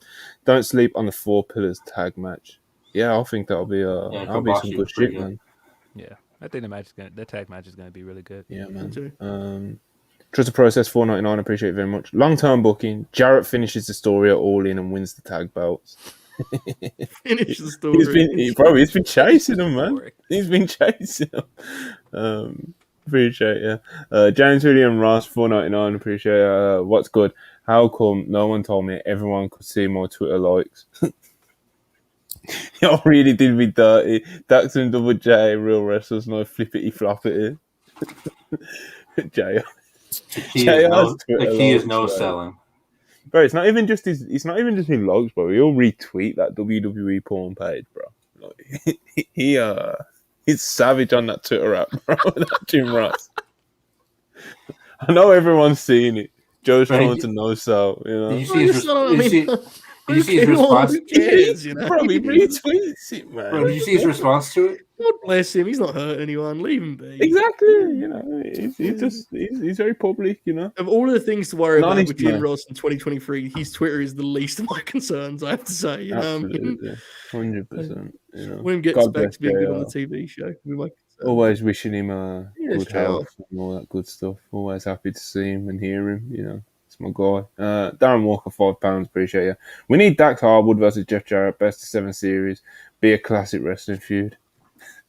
You and the Jeff Jarrett, man. I swear. Darren, he just... Circle back to the Aldous bit, Darren. I can support that one more wholeheartedly. Just the process, $34.99 again. Appreciate you. When Ibu cuts a promo on his affection for Punk equals put a shirt on. When Joe cuts a promo on his affection for Roddy equals empower him. Correct. Yeah, man. To be fair, Levels, man. Roderick doing like a Roderick, strong stand bit in this day and age is daring enough that you have to kind of let me live on that one. Punk, I get it. I mean, I love it, but I'm like, oh fuck, here we go again. It's tough, man. We've all talked about him enough at this point, but yes, this is correct. We've done well tonight, not mentioning him so much. I know. I mean, I love him, but good lord. Yeah, same, bro. Genuinely. Yeah, I think that's part of where I'm at with it. I'm just ready for him because it's inevitable he's coming back at this point. Exactly. I'm just ready to get him back on TV and see where we get from this. Like, we did get a CM Punk chant this last night, which was interesting to see. I had to like rewind and see what started it because I was just sitting watching it. It started. I was like, okay, what kicked this off? And it was really nothing. It was just the chant started it, and then I know some people read it as the crowd was booing Punk, but it seems like the crowd was booing people trying to disrupt the show with the CM Punk chant. And so I'm still very curious to see how the AEW crowd is going to respond to him when he comes back. I don't know, but that's part of my thinking with this hard split thing as well, that there's no way they're never going to use him on Wednesday nights. You're not going to keep him on Saturdays every week. It's just not possible. If you're telling me this guy is your biggest draw, you're not going to leave him on Saturdays every week. Mm-hmm. I agree. Yeah, I think it's weird too because after the United Center show, the following week is on a. Well, I gotta put parentheses in, Yeah. The next show is also in Chicago. I'm like, he has to be on that show too. Yeah, no way you don't do another Chicago show. He's not on it. So. Yeah, you can't be doing that's blasphemy. You know what I mean? Doing Chicago and not having CM Punk on it. That would be so wrong. Shout out to my co-host Will Washington. We were talking about Wembley. And I was like, yeah, he'll be back by All In, so I'm assuming he's going to be on that card. And he was like, is he? I was like, they're not going to London without CM Punk. Come on, stop it, man. He will be on that card, man. Like, you're not going and doing your first international show as a company without CM Punk. That was one. That was half. Go on, man. Go on. I hope he's at Forbidden Door, man. I want to see that Tanahashi match still. I think he will because he's due to come back. Like, give him the Kenta match. I think the Kenta match will be cool, but Tana as well. I felt like that was robbed from them, But yeah. Anyway, Darren Walker, £10. Appreciate you very much. At the weekend, be meeting Britt Baker, Jeremy Hunter, Adam Cole, FTR. On Sunday, Danielson too, and many more wrestlers in Manchester. Have any of you guys met any wrestlers? Any good or bad experiences? Anytime I've met a wrestler, it's not been that exciting. It's nothing too crazy to report about, really. What about any of you guys? No, avoid them at all costs. Stay away. Wrestlers, dangerous. The closest thing I got to a celebrity was my friend meeting Tim Duncan and him telling him his story. He was on shrooms, and Tim Duncan just like, what? Like, talking about? Wasted Tim Duncan's time with the shroom story. That's wild. That's what Tim Duncan wants to hear about when he meets you. That's wild. Yeah. Yeah, I mean, no, I've met a few wrestlers. I don't know. It's nothing too interesting to say. They're just dudes. I mean, it is news, but it is funny when I meet wrestlers that are like, "Hey, you do that thing," and it's like, "Nah, I'm supposed to be excited that you do that thing." Because I've seen people that are like, "Oh yeah, Grapsody," and I'm like, "What? Like, awesome, what are you talking about?" Awesome. I hear you, man. It's wrestlers, funny people, aren't they? You know. Really? Yeah. Enjoy yourself though, Darren. It'll be a good time, I'm sure. Yeah, I think just celebrities in general. It's like I've worked basically most of my adult life at nightclubs and stuff, and like it's quite a popular nightclub, and I've met loads of celebrities and stuff. So like, it's they're all just people, though, like they're all just, like when you hear them like talking like normal conversations and stuff, it's all it hit me quite young, where it's kind of just like, oh, they're fucking idiots as well, and stuff like and things like that, and so man, that I don't know if I could tell that story. So maybe we have to refresh. That immediately made me think of a wrestler I met, and it was just like the most random conversation we had. And it was like, okay, that's the thing that happened. But no, man, look, a lot of wrestlers are cool. I can't think of any bad experience off the top of my head. Like, I don't think I've had any bad experience meeting a wrestler. I've heard people talk about them, but I haven't had anyone personally. Yeah. Well, Manny was thinking about something. I'm gonna move it. It's like terrifying. You don't know where he's going, but we'll move ahead. Yeah, let's move it on to the next Super Chat before Money gets us cancelled. Linnea Harley, $2. Willow should have beat Jade months ago. Jade is stale, I think that's meant to say. I think stale's a bit harsh. She could definitely could be more exciting, but I think stale's a bit harsh. Man. I'm still into it, man.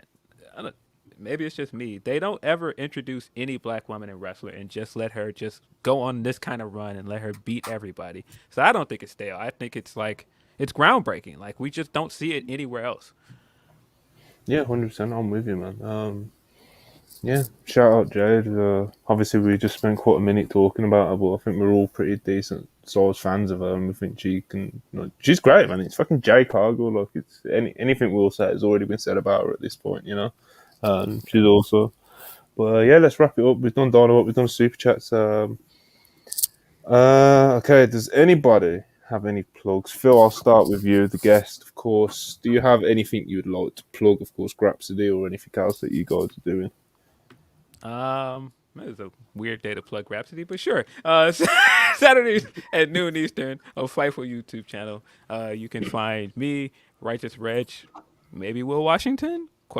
Tentative. So check it out. Check out my writing at Bleacher Report.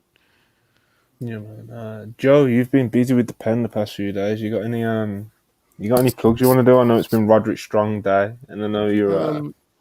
I know you don't do the big self-promotion stuff, but you got to promote that, brother.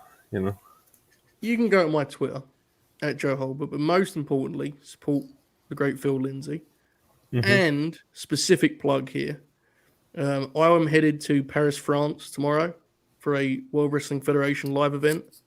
Why I'm going to Paris, France when they've been in England all week? You tell me. I don't know. That's the life I live. If you're in Paris, France and would like a signed 8x10, please send me a DM. We'll have a reasonable price. Looking to build out a little merch stand there by the bar.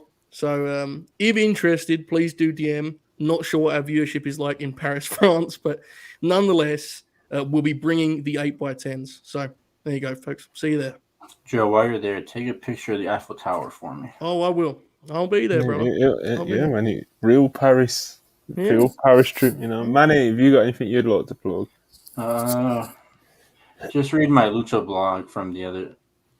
Not the account. Lucha blog, huh? But my Lucha feature from last week. Wonder what kind of moves you were making, bro. I know we got another Manny Lucha feature coming out real soon as well. So yeah, Manny's also a bit busy with the pen, and I just want to do a quick shout out to Peach, who's sometimes like if you watch these live streams regularly, you've probably seen her in the live chat, and that she's like, you know, she's definitely part of the fam, she's part of the community at WrestlePurists 100%, and basically she done like this really cool project, and basically if you go to her Twitter, which is @Peach4Peeps, the tweet will say, so, "Hi everyone, I did my final project for my writing for the media class on WrestlePurist law and ended up being really proud of it, so I wanted to share it here too. Really, if you'd like it." It's basically just kind of, like it says, it's like this really cool, well-written article about like WrestlePurist law and like, you know, like what WrestlePurists is, and about some of our like podcasters and personalities, and about like how we all met together in the spaces, and how we've like got this community now, you know, and it's just really cool to see somebody do that, you know, and even think of us to do like one of their like projects for class. Like, it is really humbling, and just the content of it is just like really humbling to see, you know. That's awesome. The description of Worldwide, which reads as follows: an international, grasping perspective on a variety of topics ranging from WWE, AEW, Ring of Honor, and occasionally vintage promotions, which is a very polite way of saying 4 dipshits read super chats and talk about Ricky Steamboat. Way too kind. I loved it. Awesome thing. Really did pop me. So yeah, everyone go check that out. Yeah, honestly, awesome stuff. And like I said, really humbling, and just really appreciate anyone that would do anything remotely close to something like that, you know. Awesome. We love Peach around here. So, but yeah, let's wrap this up. We've done the plugs. Thanks everybody for watching. Of course, please like, subscribe if you haven't already. We really appreciate that stuff from you guys. It always goes a long way, especially the likes. If you haven't, you know, if you're already subscribed, hitting that like button always goes a long way. Thank you for the super chats. Always appreciate those too. But you know, this has been myself, Manny, Phil Lindsay, Joe Hulbert. And we'll catch you tomorrow around, I was going to say 6, but Rampage, we'll give you a time, you know. We'll give you a time tomorrow, and we'll be back with local listings. Yeah, check your local listings. Check the @WrestlePurists page, and you'll get a time for Unpurists tomorrow with the usual guys. But yeah, again, thanks for watching. Peace.